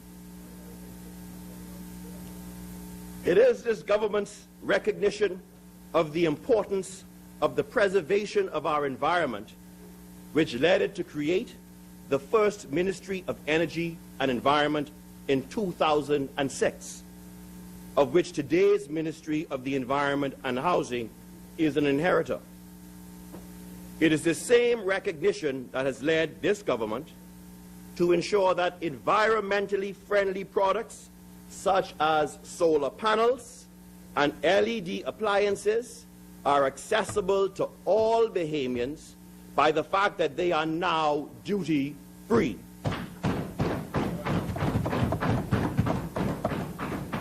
The Prime Minister and member for Centerville revealed this in his communication when he said, for environmental reasons, we are aligning the tariff rate on inverters for solar panels to zero, in line with a new duty-free treatment for panels, and the duty on LED appliances is being eliminated to bring it in line with the treatment of LED light bulbs. And Mr. Speaker, for those who have had challenges in the past bringing in LED light fixtures, where customs treated the balusters which hold them differently from the bulb, that has been addressed in this budget cycle, and so that should not be a challenge for those bringing in LED light bulbs in the future to ensure that they are able to reap the benefits associated with those energy-efficient bulbs. Mr. Speaker, I also want to mention, because it's not until you go into communities and you speak with people that you really understand the importance of this initiative. I remember on my recent visit to South Abaco, the member for South Abaco was with me when we were with Friends of the Environment. And when I spoke to them about the government's initiative to do these things, I was simply amazed at the response that we got. And the people said, no man, Minister, you're joking. Y'all ain't gonna do this. Because this would mean so much to us in our communities. Because the reality is, Mr. Speaker, the cost of electricity is a serious issue in the Commonwealth of the Bahamas. But the people of the Commonwealth of the Bahamas also need to understand the current legislative framework. Because under the Electricity Act, you are able to generate up to 250 kilowatts per hour without getting the prior approval of the minister responsible for the Electricity Act. And so this now creates a framework where many people can use solar technology now to assist them to reduce their electrical needs, and therefore the cost. But Mr. Speaker, I'm going to speak a little bit more about it later on in my communication. This government is serious about the preservation of the Bahamian environment. This is further evidence, Mr. Speaker, in the energy conservation campaign that my ministry has launched through my ministry's new environmental magazine titled Eco Bahamas. 4 months ago, I committed to its creation. Today, Mr. Speaker, as you can see, it is done. Within the pages of this magazine are advertisements educating the Bahamian people on some of the easier ways that they could conserve energy and save money. I also personally voice the commercials, Mr. Speaker, that are in production as I speak, which will be aired on the radio airwaves and also give Bahamians conservation tips. I must mention, Mr. Speaker, that this publication was produced by talented young Bahamians. Mr. Speaker, I am going to circulate this magazine for members to have a look at. And I think what would be interesting, in light of some of the comments made by the member for Long Island, as the minister responsible for blue holes, I have had an opportunity of visiting the blue holes of Long Island and Abaco. And, pardon? Yes. Blue holes will become a significant part of our eco-tourism and tourism in the main offerings. The Minister of Tourism will speak specifically to what we are doing at Dean's Blue Hole, but I think that the member for Long Island will understand that that has been a long-standing issue for the people of Long Island in terms of ensuring that they have access to it in perpetuity.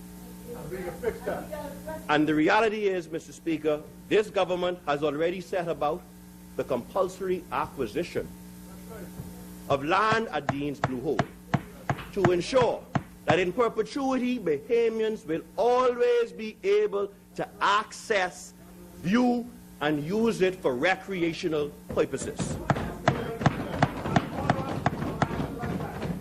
And so, Long Island, we ain't gonna forget Long Island. I am a Long Islander. We ain't gonna forget Long Island. I'm utterly from Boyne Ground, Long Island, Mr. Speaker. I will not abandon Long Island.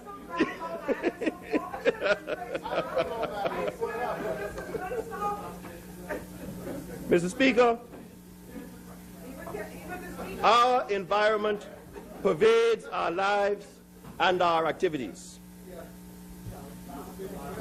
It is the basis of our wealth, being that our sun, sand, and sea are the foundation of our #1 industry, tourism. In the months that I have held the responsibility for the Ministry of the Environment, I have gained an even greater respect for the environs of our country, its magnificent beauty, and those who work to preserve it. Mr. Speaker, I turn to the BEST Commission. The Bahamas, as part of the global environment community, is focusing on the future we want. The theme of the Global Ministerial Environment Forum I attended in Nairobi, Kenya in February of this year. At that meeting, the United Nations Environment Program, UNEP, Regional Office for Latin America and the Caribbean, advanced its program of work in 7 areas: climate change, disasters and conflicts, ecosystem management, environmental governance, chemicals and warfare, resource efficiency, and environment under review.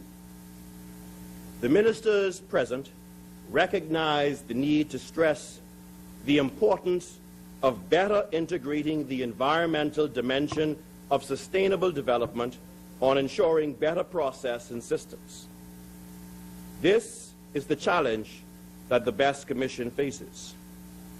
The BEST Commission continues to balance responsibly the goals of protecting the environment while not frustrating the interests of those who seek to facilitate development in the Bahamas. As part of the Caribbean Challenge initiative to protect at least 20% of nearshore marine and coastal habitats by 2020, the Ministry of the Environment and Housing pledged to honor its commitment to implement the program of work on protected areas by providing $125,000 toward its $2 million pledge.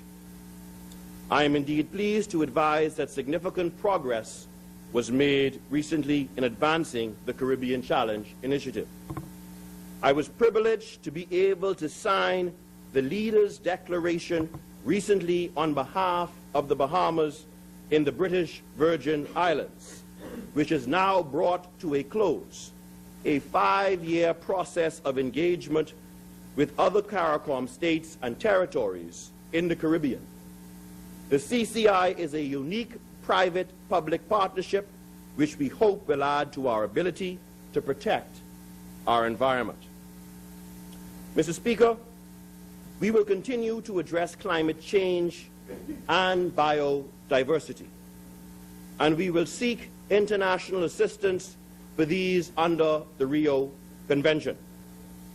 Climate change affects us all, Mr. Speaker. Whether you suffered property damage or loss due to the unusual weather pattern we experienced in New Providence at the end of last month, or whether you were inconvenienced by flooded, impassable roads, or whether as a member of the government you participated in having to make the decision to shift limited resources to assist those in need, you are affected by climate change.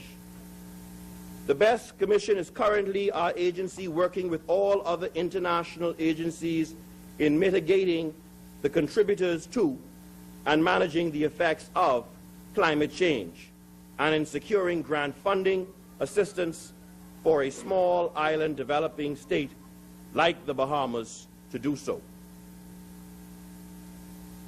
Mr. Speaker, our marine environment is of critical importance. It underpins the economy of this country and provides a setting for quiet enjoyment by our citizens and visitors. Working under the Caribbean Challenge Initiative, we will expand our marine and terrestrial network.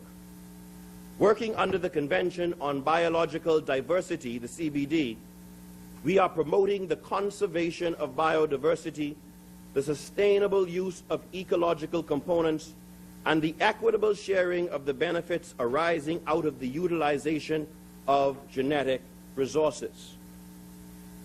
The Bahamas has also adopted the draft Bahamas 2020 Declaration on Protected Areas to aid in meeting its international obligations, access sources of international funding, continue regional leadership in conservation, and aid the establishment of the Caribbean Challenge. Mr. Speaker, I am also pleased to announce that in a few weeks, the Bahamas Protected Area Fund Bill, which is the Bahamian funding vehicle for the protection and management of such resources, will be presented to Cabinet for its approval.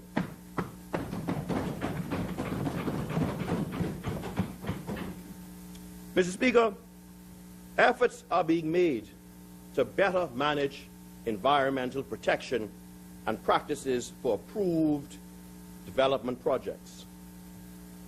I assure you that my ministry, through our agency, continues to keep the interests of the Bahamian people in the forefront as it monitors these developments to allow for approved activities only, and to ensure that practices are followed that will ensure that the patrimony of this nation is left for the enjoyment of Bahamians yet to come. I want to reassure Bahamians that we are looking out for the protection of Lake Cunningham, adjacent wetlands, and associated aquatic species and the Bahamian coastline. My ministry will not allow discharge into our seas from Gulf courses of water contaminated by herbicides, nutrients, and algae which damages the marine environment. Mr. Speaker, that is why environmental regulations in the form of the Freeport bylaws will be laid in this House in short order. The member for Pine Ridge spoke about this in his contribution. That is also why over the next 6 months, the Attorney General's office and my ministry will work assiduously to deliver a legislative framework for the creation of our own EPA, an environmental planning and protection agency, Mr. Speaker, and comprehensive regulations once and for all to govern the petroleum retail sector and oil industry in this country.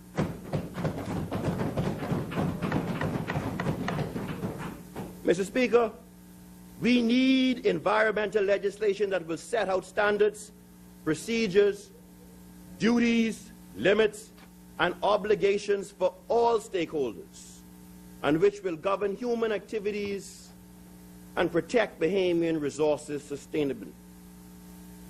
It is envisioned that the environmental legislation will improve coordination between stakeholders in planning and decision-making. This will avoid conflicts in the utilization and protection of natural resources.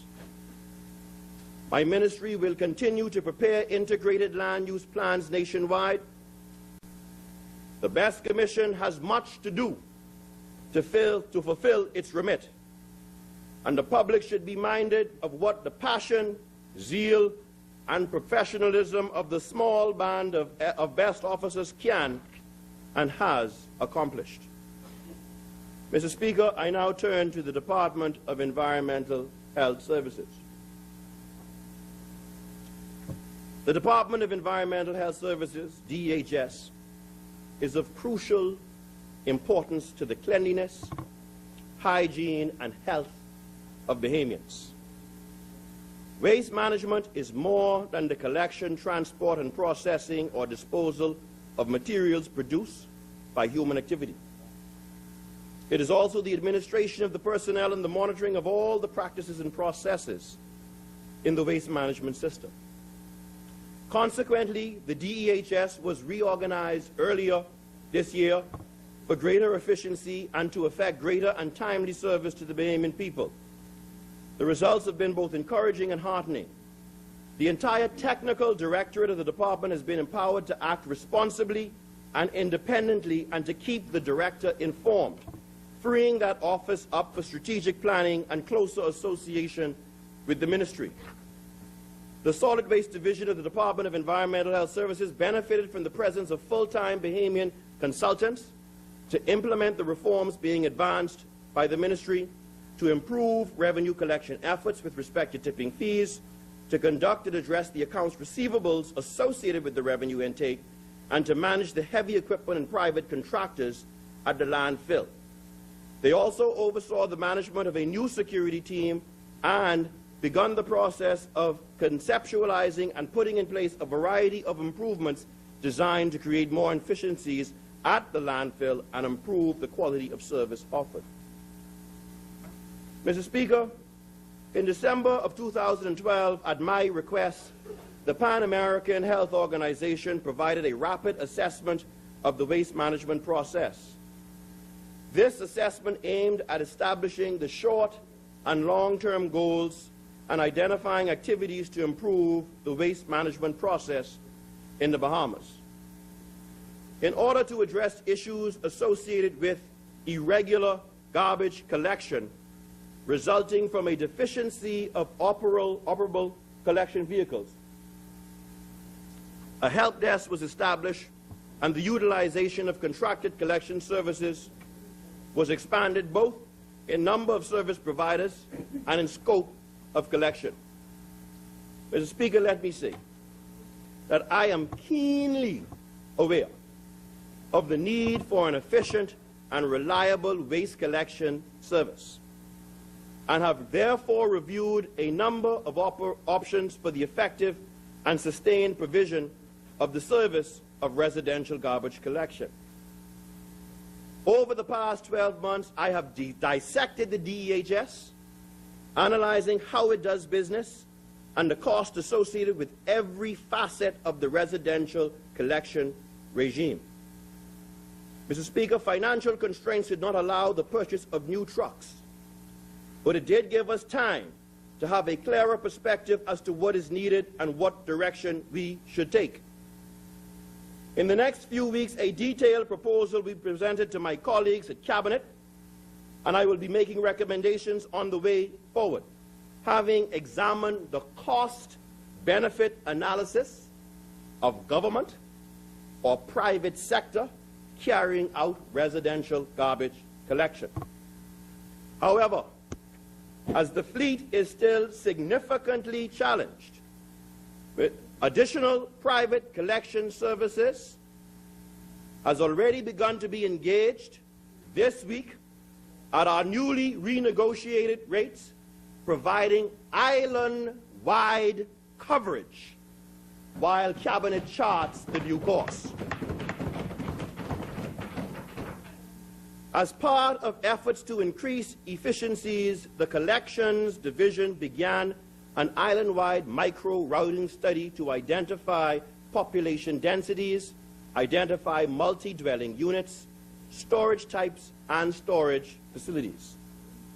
The information being gathered will be used to restructure collection routes and to provide information to landlords and householders with respect to the proper storage capacity.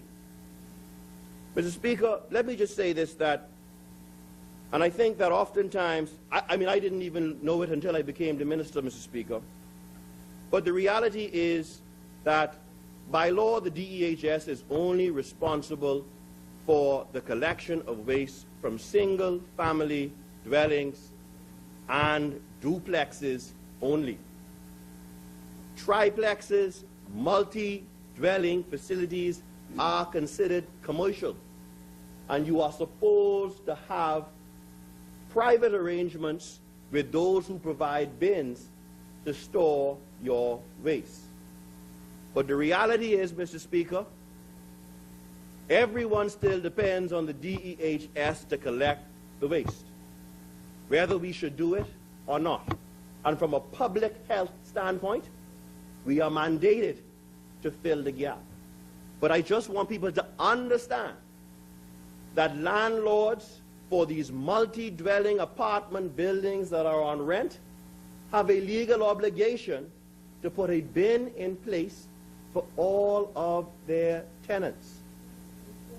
We will continue to do what we have to do, because the bottom line, Mr. Speaker, is public health is the priority. Public health is the priority. And so, Mr. Speaker, the information being gathered has already allowed us to identify unjustified complaints, commercial home-based businesses and properties with insufficient storage in completed areas, and solutions to these matters further increase the efficiency of the unit.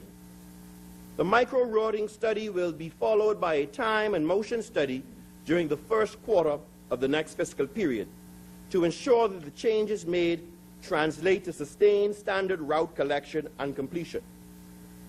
The use of additional route collection monitors will also provide greater ability to quickly identify and correct problems.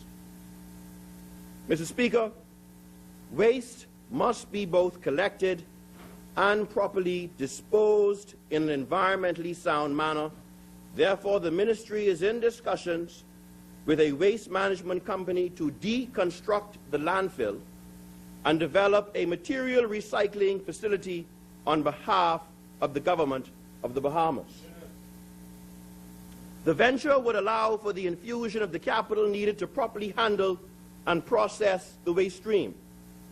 The priorities as defined by the Ministry of the Environment and Housing are the prevention of fires and the reduction of the waste requiring landfilling. The long-term plan is deconstruction of the landfill, thus reclaiming the land. And we have over 283 acres out there, Mr. Speaker, reclaiming the land for use as a utility-scale solar field, green space, or other environmentally acceptable use. Mr. Speaker, in addition to the above, the DHS will launch a limited bulk waste collection program to address the collection needs of communities. The clearance of sites with vast accumulations will be addressed within the program as short-term projects. To prevent re-establishment of these illegal sites, video surveillance cameras will be installed to allow identification and prosecution of persons identified indiscriminately dumping as soon as funding allows.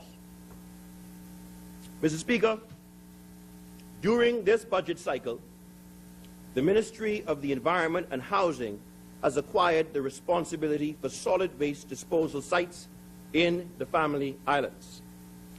During the first quarter of the new fiscal period, all Family Island operations will be reviewed to define the most feasible disposal systems for each island. The DEHS will also specifically address the waste disposal site closure on Russell Island and its relocation and barging to the mainland. The landfills at Bimini and Snake Key, Abaco, will also be prioritized. Mr. Speaker, the enactment of an environmental levy fund is extremely important as it provides for sustainability of environmental activities and programs. The levy fund will also fund the provision of waste receptacles at street side and public spaces and other necessary environmental improvements. Additionally, the Environmental Levy Fund is a necessary component of the loan agreement between the Bahamas government and the Inter-American Development Bank. Hence, legislation will be tabled in Parliament in short order to create the fund, which will assist in defraying the cost of managing our waste disposal sites throughout the Bahamas. Mr. Speaker, to ensure that the improvements and programs related to solid waste management are sustained, the tipping fees will be increased. Mr. Speaker, the tipping fees in the Bahamas are the lowest in the hemisphere, at $10 a ton since 2004. We are probably, I would dare say, most of our neighbors in the region charge $35 to $45 per ton minimum. In the U.S., minimum in Florida, $65 a ton, Mr. Speaker. And so when you understand that we are not one land mass, we are an archipelagic nation with landfills throughout our islands. Clearly, if we are to ensure that our landfills are managed properly, then we have to ensure that our tipping fees are set at a reasonable price to enable us to do that, Mr. Speaker. Concurrently, Mr. Speaker, more aggressive actions are to be taken to collect outstanding amounts. In this regard, steps have been taken to offset payments to the contractor for the New Providence roadworks for the outstanding fees payable to the DHS for use of the landfill. The DHS has also entered into an agreement with the Bahamian company to offset its owed tipping fee through collection services. Any solid waste strategy must include incentives for businesses which implement waste reduction techniques. The incentive may be in the form of reduced taxes on certain categories of goods or reduced utility rates. The government is reviewing options for the best solution for the New Providence landfill. Mr. Speaker, I now turn to vector control. Keeping the environment clean is important for ensuring a healthy Bahamas. The Vector Control Division of the DEHS continues to monitor mosquito indices in its efforts to control mosquito-borne diseases such as dengue and malaria. The program has had great success during this budget year, and it is anticipated that during the next budget cycle the program will be enhanced through the use of additional ULV and other equipment to assist in mosquito control. The Family Island units will benefit, Mr. Speaker, and I'm glad to announce, approved by the Ministry of Finance, for the replacement and provision of additional trucks to facilitate regular fogging during the rainy season. A major repair and maintenance program has been effected to allow for the best coverage possible. The increase in vendors has resulted in more equipment and insecticide availability within the same budgetary framework, Mr. Speaker. And I really want to thank the consultants who we have engaged, because they have really dissected those who we have traditionally done business with, renegotiated terms, and we've been able to get more product available to assist us in these efforts without having to come to finance and ask them for more money. Mr. Speaker, the Vector Control Unit, with the assistance of the Bahamas National Geographic Information System, BINGUS, continues to develop its vector mapping program, which provides important data for planning control measures. An intensive rodent control program was initiated in the latter part of this budget year and will continue in the upcoming year. The initial focus is on Bay Street and the downtown environs, but operations will be Potters Key, Arawak Key, and throughout New Providence. The program incorporates education, rodent proofing, and extermination. The government has, in this budget cycle, as I said, approved the purchase of 12 new vehicles for the DEHS in the Family Islands to assist officers with fogging in inaccessible spots. Mr. Speaker, while a very emotive issue, the proliferation of shanty towns is a vexatious problem. They operate outside the requirements for proper sanitation. without regard to the building code and in violation of safety requirements for electricity. The Department of Environmental Health Services is taking steps to proactively address all of these infractions and other environmental issues surrounding the proliferation of shanty towns throughout the country. A special unit, SPU, was created within my ministry to address environmental health issues associated with shanty towns. The special project unit has now been assisted by council and is currently headed by an assistant director in the DHS. And we've benefited from a report prepared by Bingus. Existing reports on identified shanty towns in Nassau, Abaco, Exuma, and Eleuthera are being updated, and new reports are being prepared in respect of shanty towns for which the DHS has not conducted an investigation. Mr. Speaker, what we are doing in this next budgetary cycle is shifting more human resources to this unit. Because as we get more empirical data, we are astounded by the amount of shanty towns that are popping out throughout this archipelago. But, Mr. Speaker, what I do want to tell the people of the Bahamas is this. They will be hearing more from me in the weeks to come on this very same issue. But what is important to note today is that the protocol of operations to be followed in dealing with the shanty towns has been established.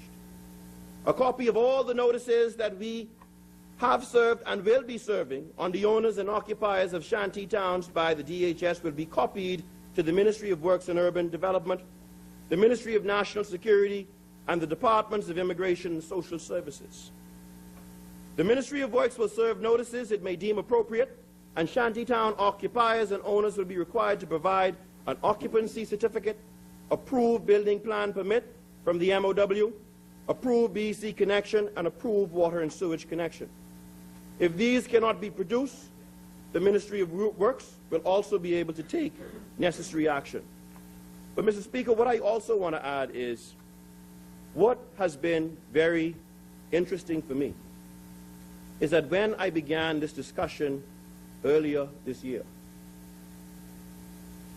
it is clear to me that the vast majority of our shanty towns are actually on private land.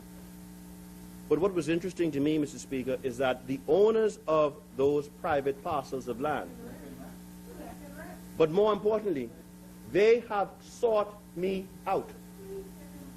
Because two families in particular have told me, Mr. Speaker, that they have approached administrations with a view to assisting them. Some of them have indicated that they own the land, they have title documents, but they have not been able to get these people off their land. Their land, Mr. Speaker. And so this administration is going to take a proactive approach to addressing this issue. Because from a public health standpoint, the bottom line is we cannot continue business as usual. One outbreak of cholera, Mr. Speaker, and our number one industry, gone. Gone. So this is not something that we can play with.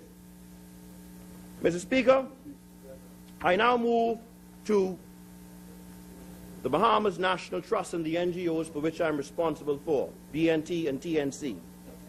Mr. Speaker, the Ministry of the Environment and Housing is assisted in achieving its environmental portfolio objectives through partnership with non-governmental organizations. Regular meetings with representatives of these NGOs keep me informed of activities and initiatives throughout the island of the Bahamas. Initiatives will be explored to improve and expand the Wilson and Harold Ponds National Park and Bonefish National Park on New Providence. Satellite imagery indicates that Wilson and Harold Ponds are being overtaken by cattails, and therefore it will be necessary to remove this invasive species in order for the ponds to return to their natural state. Mr. Speaker, in Bonefish National Park, human activity and the greed for land is the problem. The granting of Crown land by the former government to churches in wetlands and allowing them to fill in these areas was wrong. While cease and desist orders have been advanced by the Ministry of Works, this should never have happened in the first place, Mr. Speaker. And let me go on record, Mr. Speaker, I don't blame the churches. They simply requested land from the government. But the government ought to have known better at the time in granting land in wetlands, Mr. Speaker. Mr. Speaker, the Family Islands receive considerable attention from the Bahamas National Trust. The BNT has informed me that the flamingos in Anagua are currently nesting in what is described as the largest nesting ever. I propose to visit the island in early June. And so, Michael, I hope you'll be available to go down with me. Early June after the budget. To observe firsthand this incredible cycle of nature. The government subvention to the Bahamas National Trust is $1,125,000, which has not been affected by cuts to various other budgetary items. Mr. Speaker, I now turn to the Nature Conservancy, which is another non-profit NGO that works with my ministry. This organization is keenly proactive in ecologically protecting sensitive lands and water for nature and people. We have worked tirelessly with the Nature Conservancy to fulfill the Bahamas' goals of the Caribbean Challenge. The ministry has partnered with the Nature Conservancy on the Global Environment Facility full-size project entitled Building a Sustainable National Marine Protected Area Network. This project is specifically designed to assist the Bahamas with achieving the goals of the Caribbean Challenge.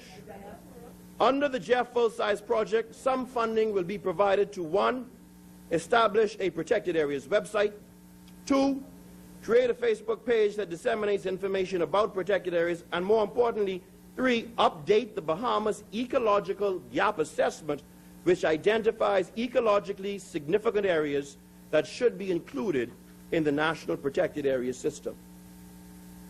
Mr. Speaker, earlier this year, the Waite Foundation and the Nature Conservancy conducted a rapid ecological assessment of some of the southern Bahama islands, including Crooked Island, Plana Keys, and Acklands.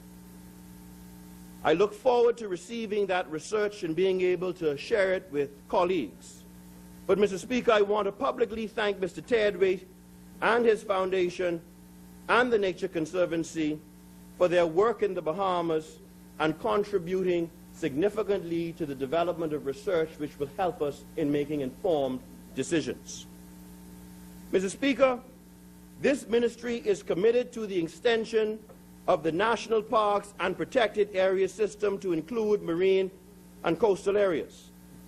Last month, I signed the Leaders' Declaration in the BVI that places the Bahamas government under an obligation to culturally and economically protect important marine resources in the country.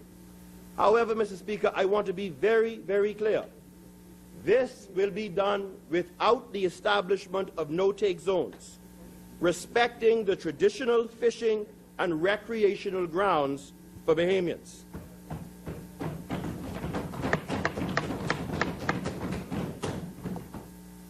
Accession to this declaration signals the commencement of Phase 2 of the Caribbean Challenge. It is my intention to complete this commitment ahead of schedule by 2014. Such an accomplishment will make us leaders in the Caribbean region and be a fine testament to the world that we cherish our natural resources in this wonderful place we call home. The Ministry of Environment and Housing continues to collaborate with the TNC on 1, the execution of demonstration projects on coral reef resilience, to climate changes and mangrove restoration.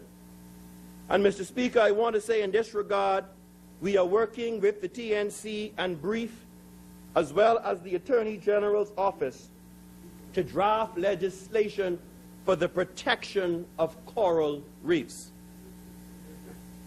Secondly, Mr. Speaker, we are working with the TNC on the improvement of the marine environment by the removal of sunken vessels, the development of a roadmap for key environmental issues and initiatives to be addressed for the near future, and the coordination and organization of a national environmental conclave later this year, which we hope to host either in Grand Bahama or on the island of Abaco.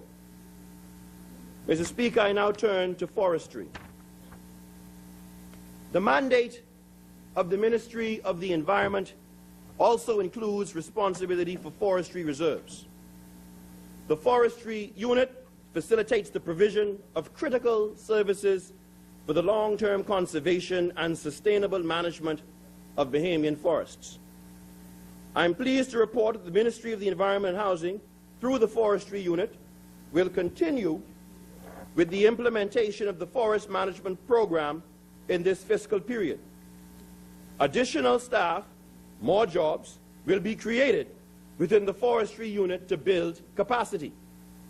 Meanwhile, we will continue the arrangement that allows Bahamas National Trust officers, as well as officers of the DEHS, to serve as forestry officers in the Family Islands.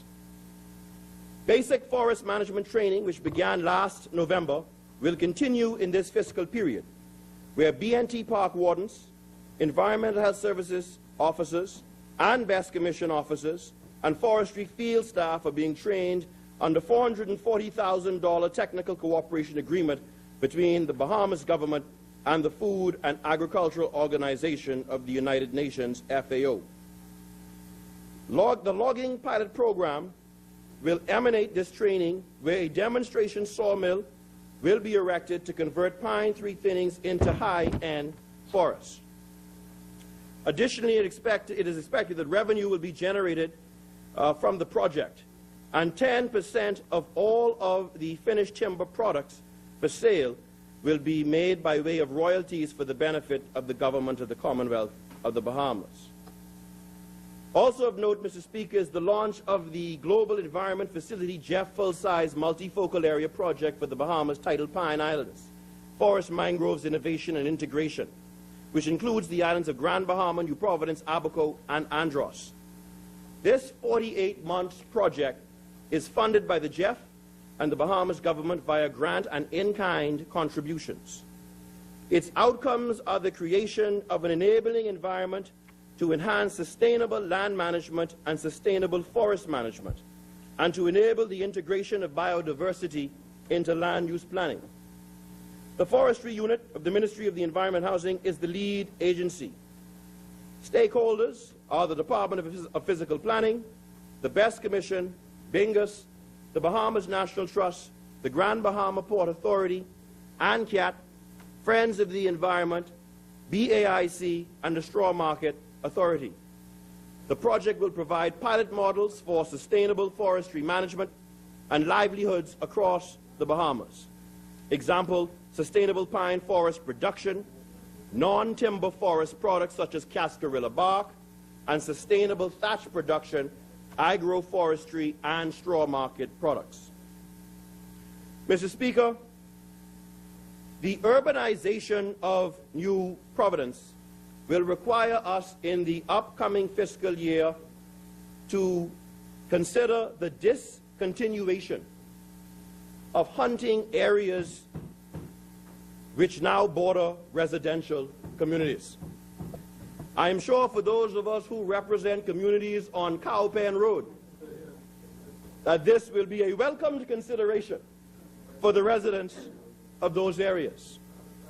But, Mr. Speaker, the development of a hunting industry to expand domestic and eco-tourism in the Family Islands, particularly Andros, will be a focus of my ministry over the next few months. As a revenue-generating initiative under the proposed wild bird and protection regulations, in the very near future, each hunter will be required to pay an annual license fee. Therefore, Mr. Speaker, and I think this is important, because for most people who get a permit from the police for a shotgun, they indicate that that is going to be used for hunting purposes. But the police has nothing to evidence that you're a hunter, except you writing it on a piece of paper that that's the use for which you're getting it. And so the legislation had already created a framework for hunters to be licensed. But the regulations were not put in place for us to create the fee structure and the regime. And so the Attorney General's office has completed that bill. It will be presented to Cabinet in short order and brought to this place for us to debate in the very near future, Mr. Speaker. And the police now will be able to require applicants, should we approve that, to furnish a valid hunter's license before renewing a permit or approval for a shotgun. The Nassau Botanical Gardens, Mr. Speaker, is an oasis in the middle of the hustle and bustle of the city. Over the years, due to storms and maintenance issues, the gardens have lost some of its magnificent features like the waterfalls, pathways, and attractions like the Sir Milo Butler Loft and the Conch Shell Arch. However, plans for restoration and development of the Nassau Botanical Gardens are set for the upcoming budget period. The need for a thorough archaeological survey of the area to prevent unwarranted destruction of heritage artifacts will be conducted before the planned renovations can take place. Cabinet has already approved this exercise. And Mr. Speaker, while it is very important, it's because the reality is we've received anecdotal information that says that there are catacombs that run from the Botanical Gardens all the way to Mount Fitzwilliam at Government House. And so what we thought to do before any plans are advanced, I want to make sure that we know what exists on the land, what is there. And so Cabinet approved those archaeological works to be done in together with the Antiquities, Monuments and Museums Commission or Corporation, and we hope to have those findings in place over the summer to enable us to then advance the redevelopment and restoration plans.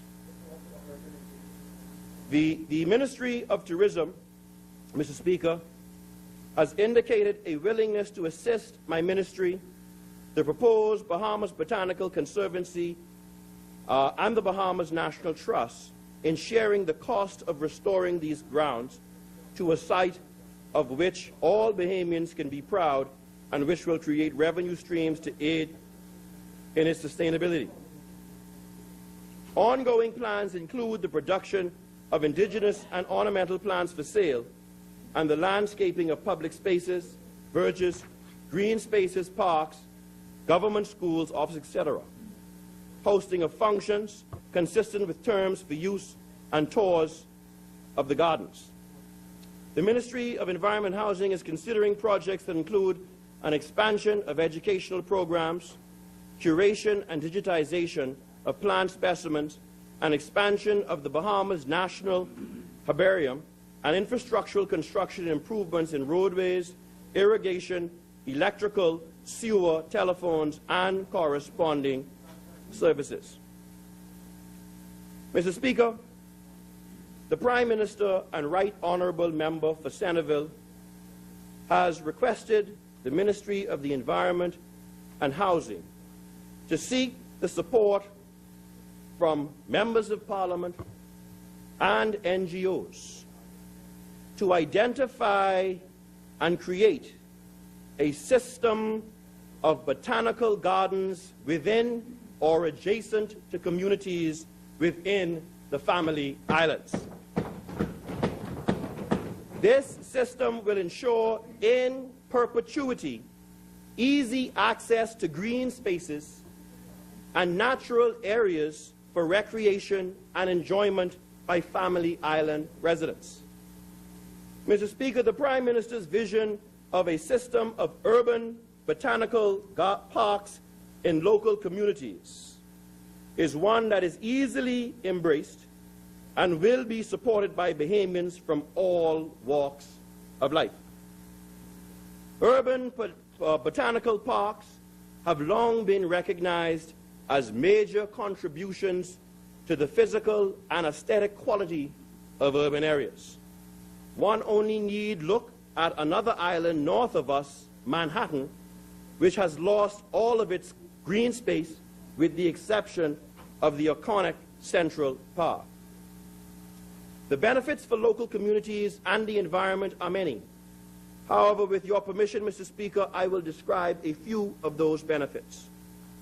1. Many local settlements on the Family Islands lack a city center.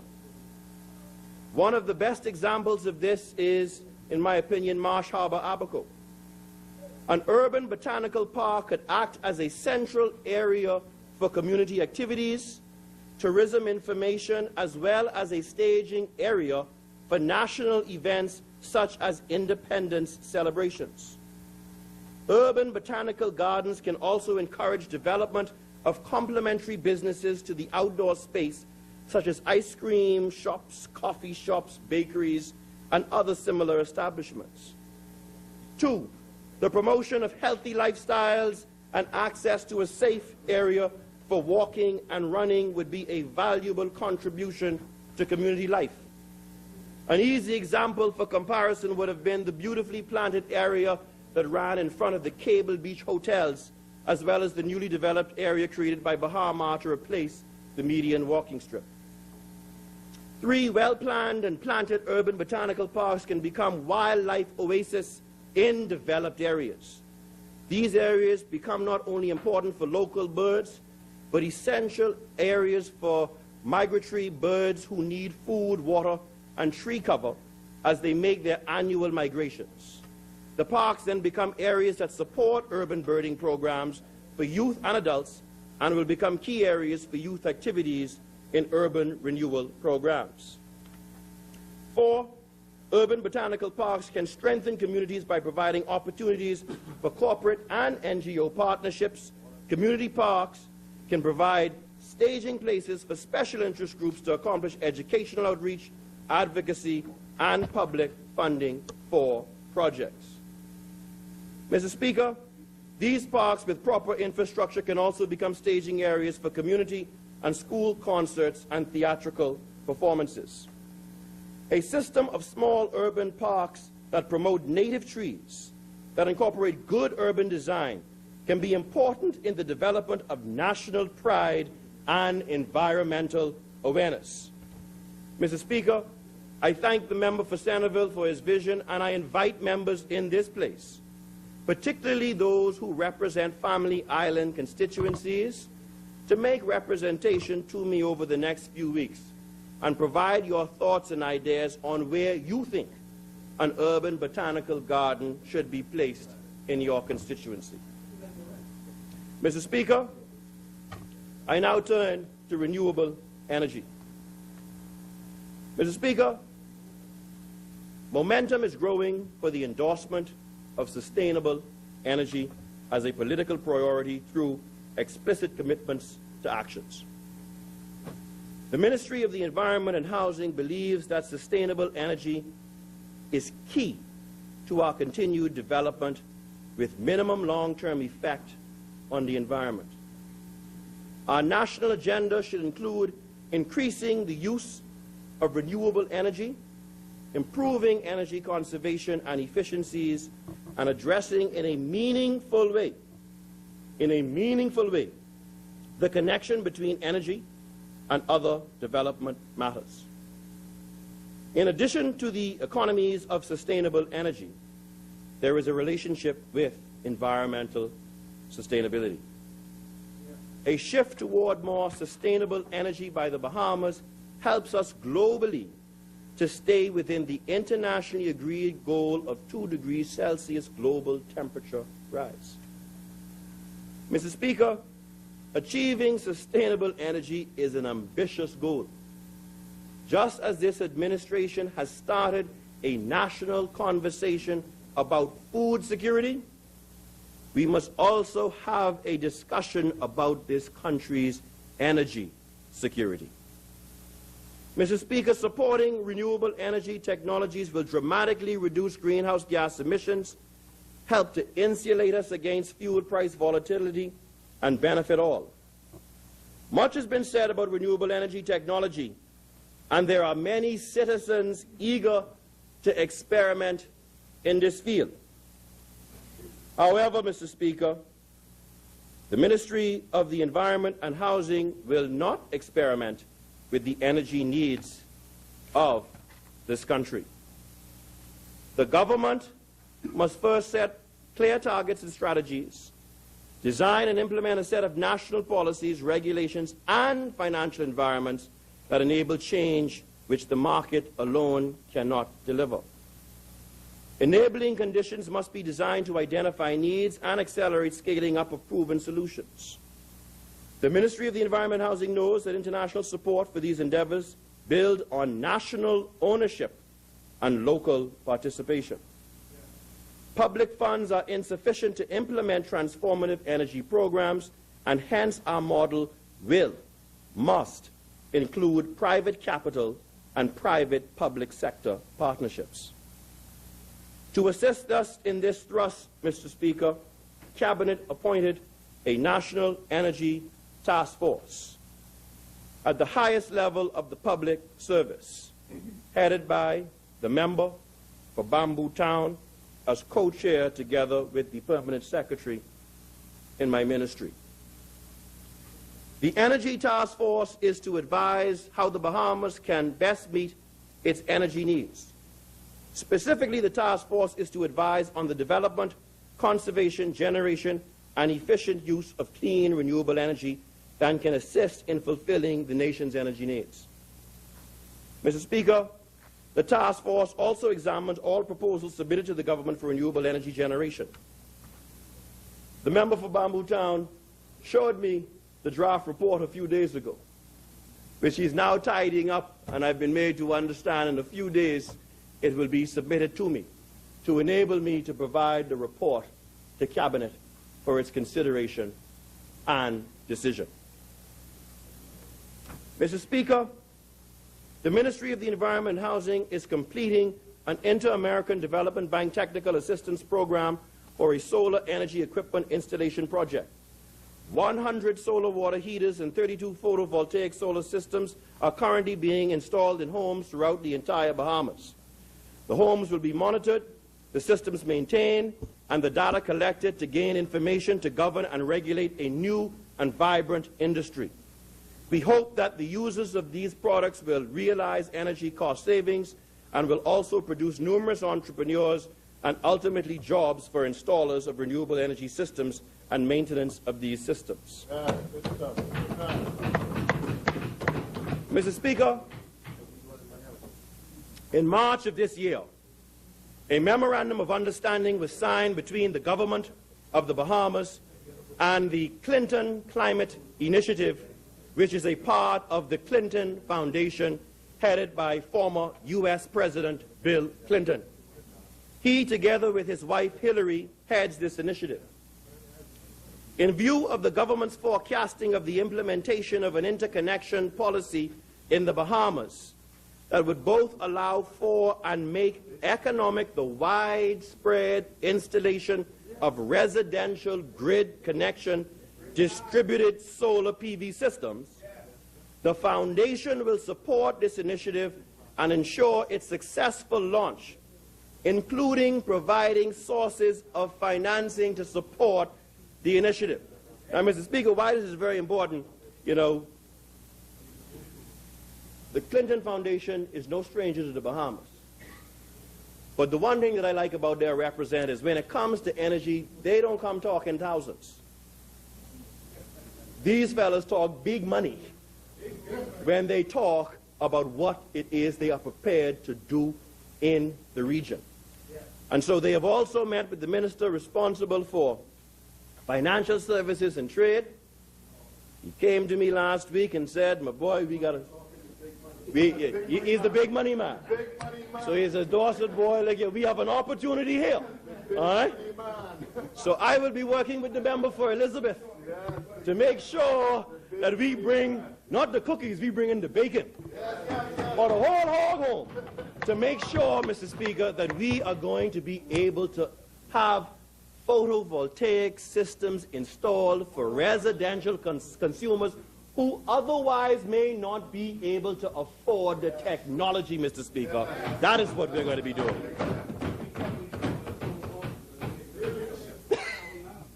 What's that? Oh. Mr. Speaker, petroleum exploration is another area where we have to balance development with protection of the environment. Currently, petroleum exploration licenses were issued to 2 companies. Bahamas Offshore Petroleum Limited received 4 licenses, Island Offshore Petroleum 1 license. These are holding companies, as the public is well aware, of Bahamas Petroleum Company. These companies have conducted and evaluated 2D and 3D seismic tests and have identified areas of interest for the drilling of an exploratory well. As their license period has expired, BPC has applied for renewal of the licenses, and the terms for the renewal period are still under consideration and being negotiated between BPC and the government. The government, Mr. Speaker, has engaged a consultant to advise us on the proposed new regulatory regime for the petroleum sector, including a new environmental regime.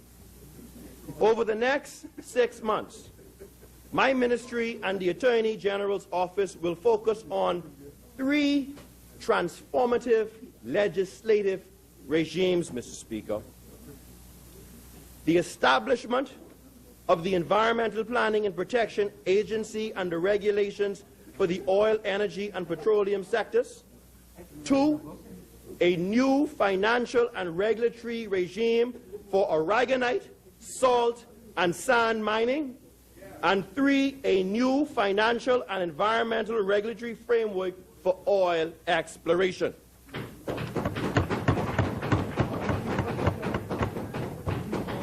Mr. Speaker, I now turn to the other half of my ministry, housing. In my short-term time in office, the revelations that I spoke of earlier as pertains to the government's housing program have led me to insist that the Bahamian people obtain value for money. As we all know, the homes that the government constructs are not free. They are in fact purchased with a loan that the homeowners are obligated to satisfy. Not only do those that purchase these homes deserve value for money, but so do the Bahamian people generally, because it's the people's money being used to finance the various housing projects. Mr. Speaker, it is imperative as the minister responsible for housing that I do what is necessary to modernize and correct the processes of the housing program through creativity and innovation. I have found in some cases that using obsolete processes is just as ineffective and as expensive as doing shoddy work. I have endeavored wherever possible to modernize and to bring in line with private sector practices what is being done within the Department of Housing. My goal, Mr. Speaker, along with providing value for money, is to ensure that this program is sustained and available for use of generations to come. Mr. Speaker, financial constraints have limited my attempt for any new construction since assuming office. As a matter of fact, Mr. Speaker, upon coming to office, what was apparent to me was that there were a number of homes built and being built by the former administration when they were voted out of office. Some of the homes were complete or in the 4th stages of completion. But, Mr. Speaker, the reality is no one could move into these homes because the former administration, while they began vertical construction, they totally disregarded the need to put in infrastructure in any of the subdivisions. In addition, Mr. Speaker, the former administration advanced a private subdivisions and Planning Act in 2010 or 2011, which bound the Crown, that indicated that now we can't sell anything, do anything, mortgage anything until subdivision approval is in place. But no application for approval for subdivisions were ever made. And so the first order of business for me was, one, to be able to, one, find the money to complete the infrastructure in Strawns, in Fire Trail, as well as in Sunset, to ensure that those homes that simply sat there, lying in wait for occupation, could get water and electricity. Simple things, Mr. Speaker. But when your objective is purely political, i.e. giving out jobs to contractors in the wake of an election, you don't do things that make sense. And that's all that they had done, Mr. Speaker. And so I am happy to say that all of the subdivisions in New Providence now have subdivision approval, Mr. Speaker. All of the subdivisions which they were building in, the infrastructure is now in place. And so the remedial works are being affected, people are getting their keys, and people are moving in. Mr. Speaker,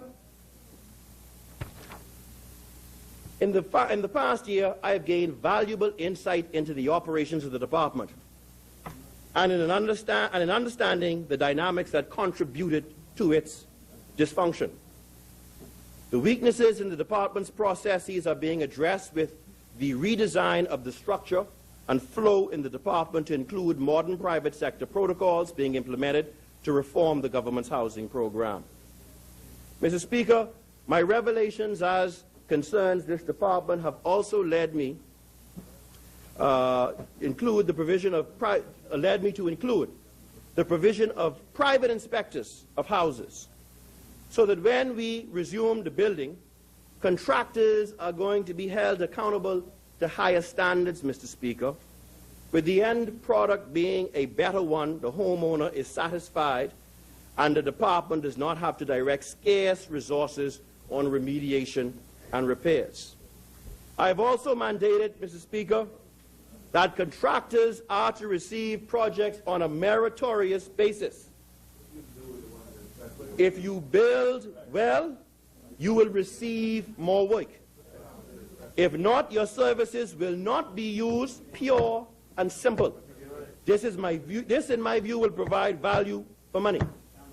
And so I hear the member for St. Anne's asking what is going to come of the existing inspectors.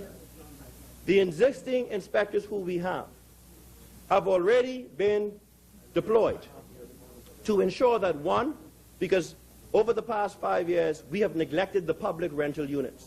We've also neglected monitoring our subdivisions. Mr. Speaker, under the restrictive covenants in our conveyances, one, you're not allowed to change anything on your home in terms of adding an efficiency, adding an extra bedroom, going up 2 stories, unless you get approval from the minister. You're not able to rent your house to any third party because we presuppose that it's supposed to be an owner-occupied permanent residence. But right now there is nobody in our subdivisions monitoring or look, but that's what the inspectors will do. That's the answer to your question. That is what they're going to be doing. Because, Mr. Speaker, it is unfair to those. We've got a long list of people who want to apply.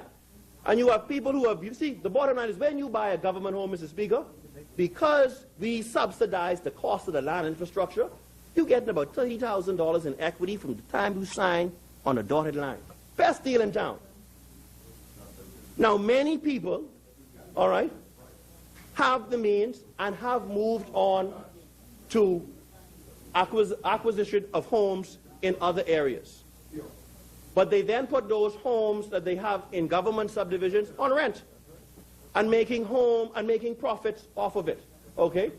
And so, as in Singapore, Mr. Speaker, one of the policy considerations would have to be, what do we do in that instance? In Singapore, if you wish to move out of a government home, it has to be sold back to the government, put back into the pool to be used for those who want affordable homes. We're not going to restrict you from upward mobility and wanting a nicer home wherever you can afford it. But the bottom line is You've already benefited significantly by the equity in the home. The home ought to be put back into the inventory to ensure that those Bahamians who have been on a waiting list for a very long period of time could get an opportunity to have a home, Mr. Speaker. A member rises on the point of order. Chair recognizes honourable member for East Grand Bahama. A point of clarification, really. Is the member saying that for those individuals who may be lucky enough to have initially owned a government home or purchased a government home and have been progressed in their careers and their financial status, that they are able to purchase something a little bit more upgraded, if you will, or to even upgrade the existing home that they're in, and they are current with their mortgage with the Bahamas Mortgage Corporation or whoever the lender is the member suggesting that the government would come in and say, listen, you cannot add on to your home as your family expands or your circumstances improve? Is he saying that the government is going to rewrite these contracts such that there's a covenant in the mortgage that says that you cannot do these things? Because it seems to me a little bit heavy-handed for the government to suggest, and that's my words, and you can clarify, but to suggest... Member for Southern Charge, you could take your seat. To suggest that the government is going to determine or to limit what a person who legitimately qualifies for a low-income house but has progressed for the government to purposely limit their ability to improve their circumstances. It seems a little heavy-handed in my mind. If the minister could clarify. Very well. Thank you, honourable member. Member for Southern Shores. Continue. Mr. Speaker, let me be very clear on this point because I don't want to clarify, just in case he did not understand me. I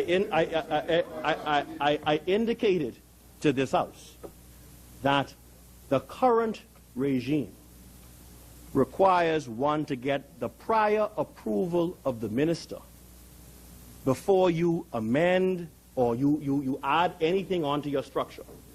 All right? Under the restrictive covenants, your internal walls you could mess with. Anything external in terms of adding on the restrictive covenants require the prior approval. Similarly, when it comes to renting, any subletting of the unit requires prior approval of the minister. So this is not a new regime that we speak of. What I was answering was the member for St. Anne's indicating what will our private inspectors do, and I said that they will now police this because many people go out, they add on to these buildings, they're not getting the necessary approvals and so forth. Similarly, they have moved out of these subdivisions, they have rented their buildings and sublet them without getting the requisite approvals. I then indicated that maybe a policy consideration would be for us to look at what Singapore is doing in relation to their model. That's all I said. We will look at that particular issue. So I hope that you're now clear. Very well. Member for East Grand Bahama. I'm just seeking clarification. I'm not trying to be difficult. I'm just wondering, again, if, for instance, I have a low-income house that I'm paying a mortgage on, and I'm fortunate enough to be able to either to pay it off. Is the government still saying that? I assume that once I pay it off, I'm free and clear. I have a freehold to the property. Is the government then coming along and say?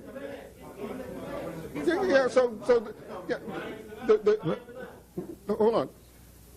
The property has been paid off. The mortgage has been paid off, and so. But listen, no. But hold on. It's my property now, all right? And so how? I don't. You're lawyers and I'm not. I don't understand how the government can say to me, my property that I own, that I cannot move out of my property and do with it as I wish, right? That I do with it as I wish. I understand while there is a mortgage on it, then certainly you have the right for certain approval on certain conditions on the mortgage. I understand that. But once it's conveyed to me, how does the government get involved in that, regardless of where the property is? Very well. We won't belabor the point anymore. The member for Southern Shores. Yeah, the reality is, Mr. Speaker, I don't know how clear I can be. these are restrictive covenants in a conveyance which run with the land. Okay? And so if in fact the conveyance says that you can build you are restricted to building a single family dwelling, you can't turn it into a multi-family dwelling and not respect the covenants in the conveyance, which runs with the land. And so, so Mr. Speaker, I'll continue. Continue. I think I've made that clear, and those who are listening understand what the government's position is. Mr.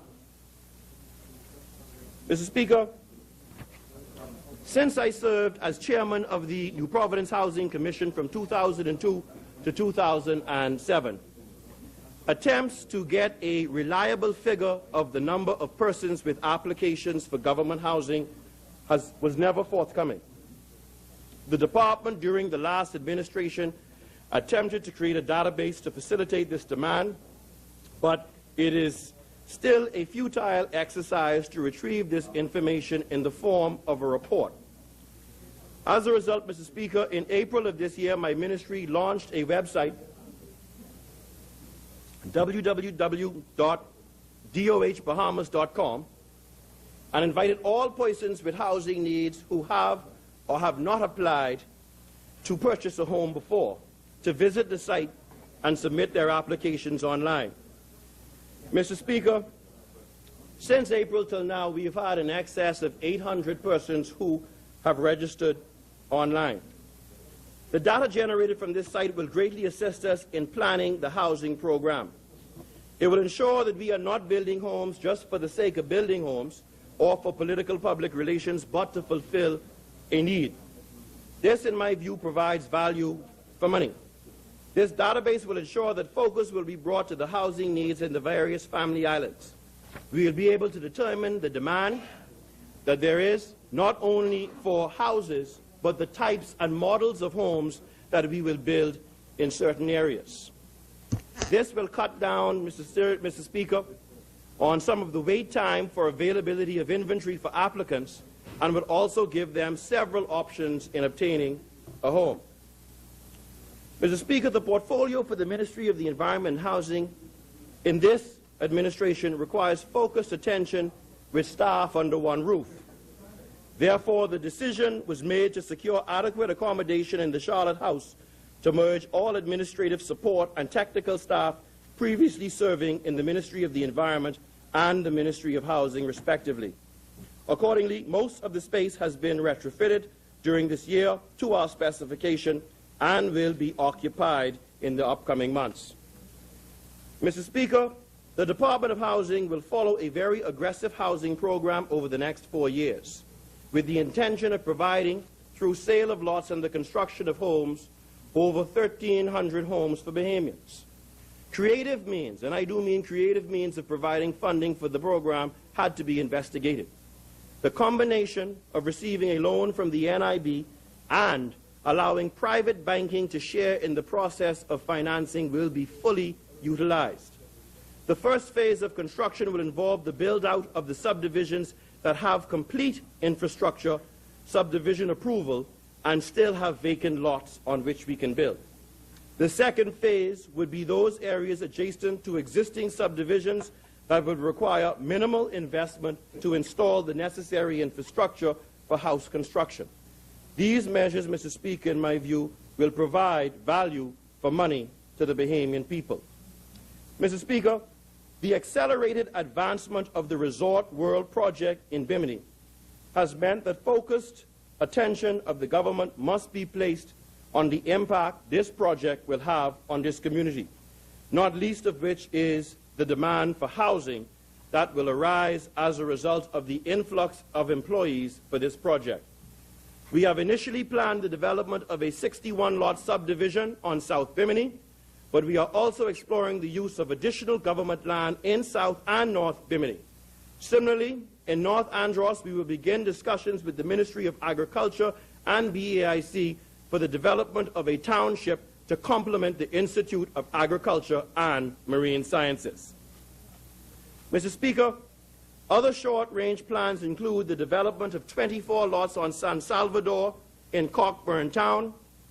Long-range plans include 250 homes in Grand Bahama, On New Providence, we plan the development of a 350-lot Carmichael Village subdivision. We are also exploring housing opportunities in Murphytown, Abaco, Green Turtle Key, Abaco, Salina Point, Acklands, Eleuthera, and Exuma. And Mr. Speaker, for those islands who I have not mentioned, the decisions as to where we are going to build is driven based on information that I have on file. And that is why I encourage people, please go online and register, so I will be able to assess where the demand is coming from. Fox Hill Island? Where is that? And so I really encourage Bahamians, wherever they are, please make sure that you log on to www.dohbahamas.com or call the old way. All right, call the Department of Housing, call the ministry. Let us know whether or not you are interested in a government home. That's the only way we will know what demand may exist in Salina Point, what demand may exist in Long Island, is if people apply and make themselves known to us. And so I encourage Bahamians all over the Bahamas, if you want a government home, apply. Let us know what it is that you want. Mr. Speaker, the public will be pleased to know that we have embarked on improving the design of our existing units and providing new designs which will include some townhouse concepts to take advantage of the limited land space that is available to us. The reality, Mr. Speaker, is we ain't growing land in New Providence. And there is significant demand here, and so we don't have a choice but vertical construction.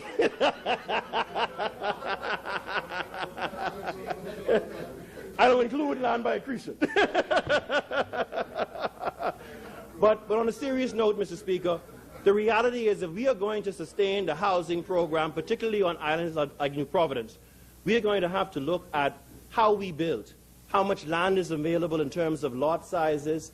Like I said, two-story construction is going to be something that we're going to have to contemplate, because the reality is the way we build now, it is unsustainable, Mr. Speaker. And so,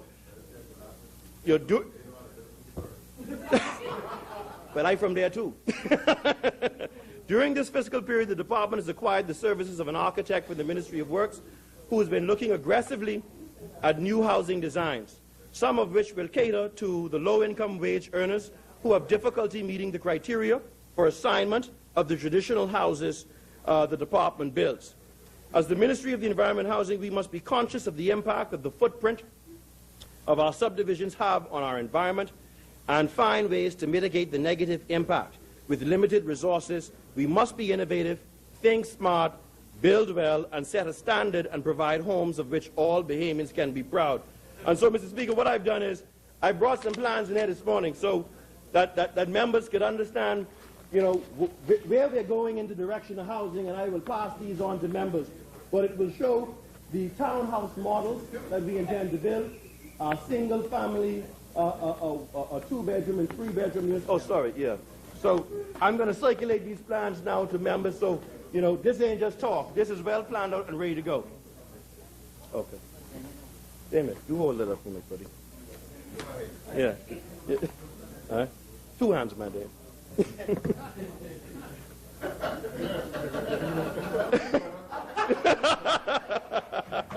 Mr. Speaker, a new initiative that got fully underway this year is that of the Harvard Graduate School of Design, which hosted an executive education workshop in May of this year in Nassau, and another in Georgetown, Exuma.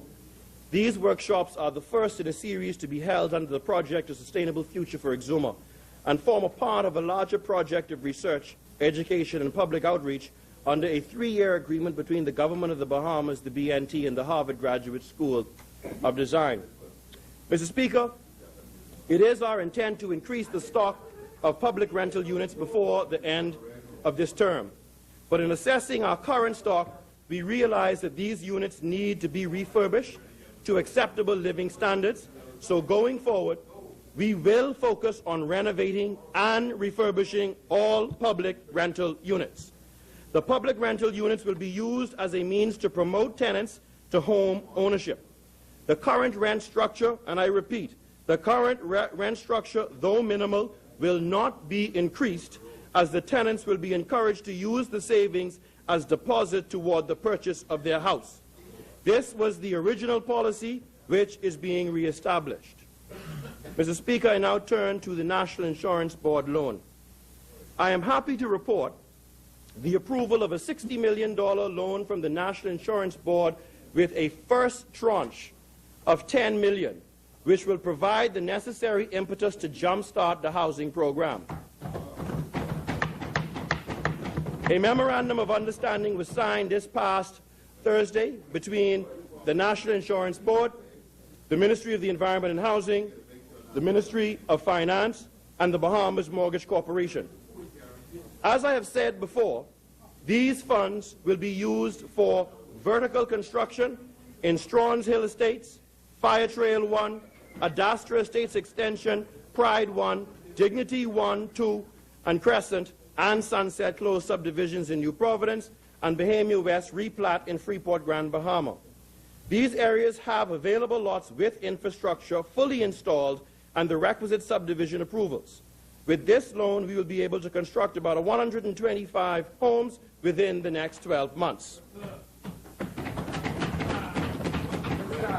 Mr. Speaker, the project will be carefully managed by a management committee comprised of persons from relevant public sector bodies, namely the Bahamas Mortgage Corporation, the Ministry of Environment and Housing, and the Ministry of Finance and NIB.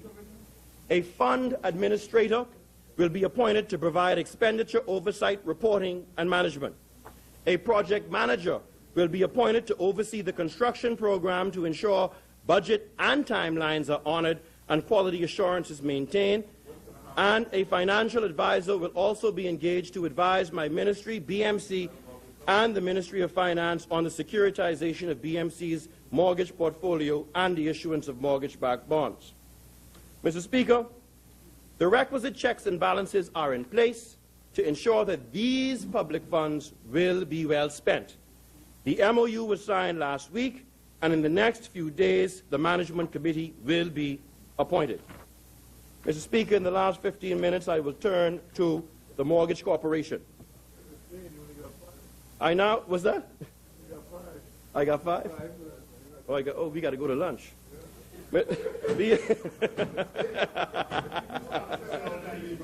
Huh? What's that?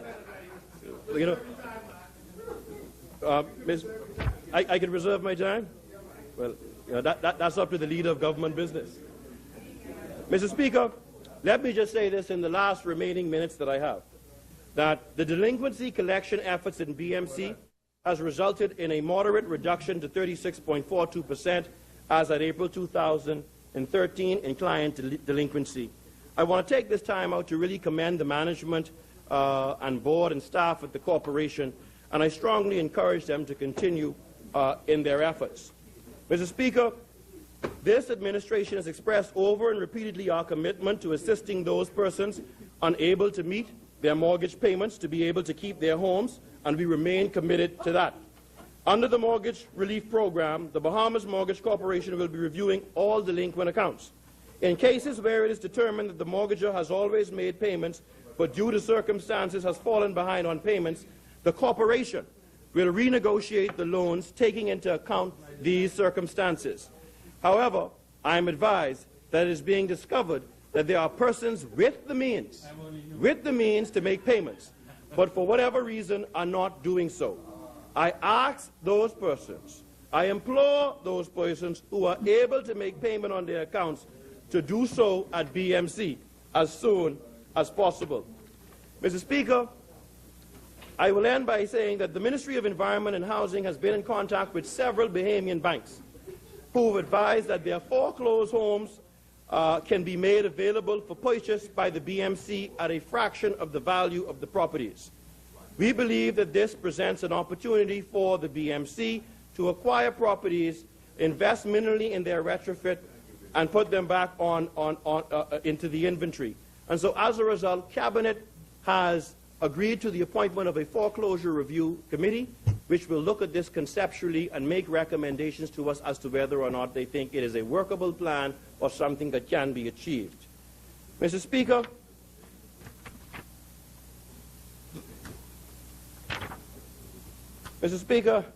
in conclusion, I have sought in my short time in office thus far to modernize and in some cases revolutionize the way things are done, especially as it pertains to the government's housing program.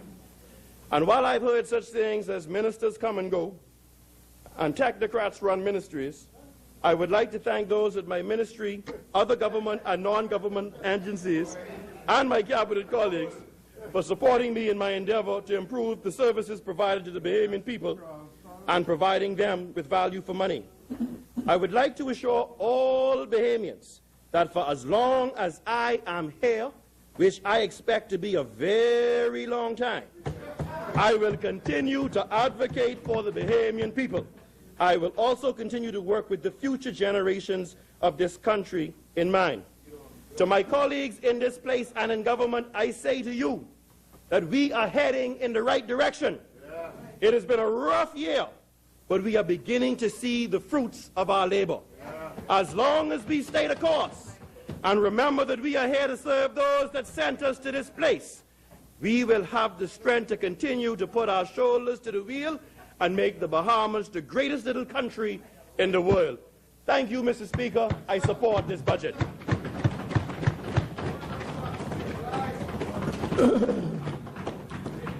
Thank you, Honourable Member. As many. The Chair recognizes the Honourable Member for Elizabeth. The member yields. The Chair recognizes the Honourable Member for Baines and Grandstown. Mr. Speaker, this will be an appropriate time for the House to suspend. So I move the suspension until 3 p.m. 13th June to 23rd. Very well. Thank you, Honourable Members. It's been moved and seconded that the business of this House suspends until 3 p.m. this afternoon. As many in favour will remain seated. Those opposed will stand. The business of this House suspends until 3 p.m. this afternoon. All right.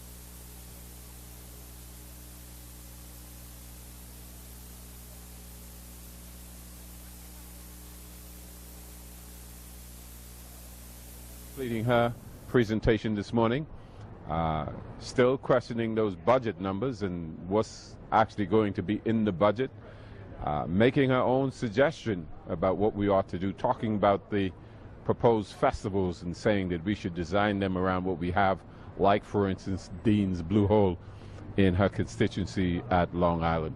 We just heard from the Minister for the Environment and Housing, Southern Shores, Kenred Dorset, some of the things he talked about, the relocation of the dump in off Faith Avenue there with next to the Anatole Rogers High School. He says it's something that's been promised for 20 years that has yet to be delivered. Also, the landfill on Harrow Road, that land plan is to reclaim it and use it for, among other things, quite possibly a solar field as they seek to clean up that area. Also, some legislation about to be presented for oil exploration, for aragonite, for sand and soil mining, something again that has been the subject of much discussion in recent times. Also, the Energy Task Force on Renewable Energy about to present to his ministry for further presentation to the Cabinet some of the things he's dealing with in the Ministry of Environment and Housing. And so again, the member for Elizabeth expected to present when they return here at 3 o'clock again, it looks as if this debate will go until Monday. So on behalf of the team here at the Parliamentary Channel, I'm Anthony Newbold. We'll see you back here at 3 o'clock this afternoon.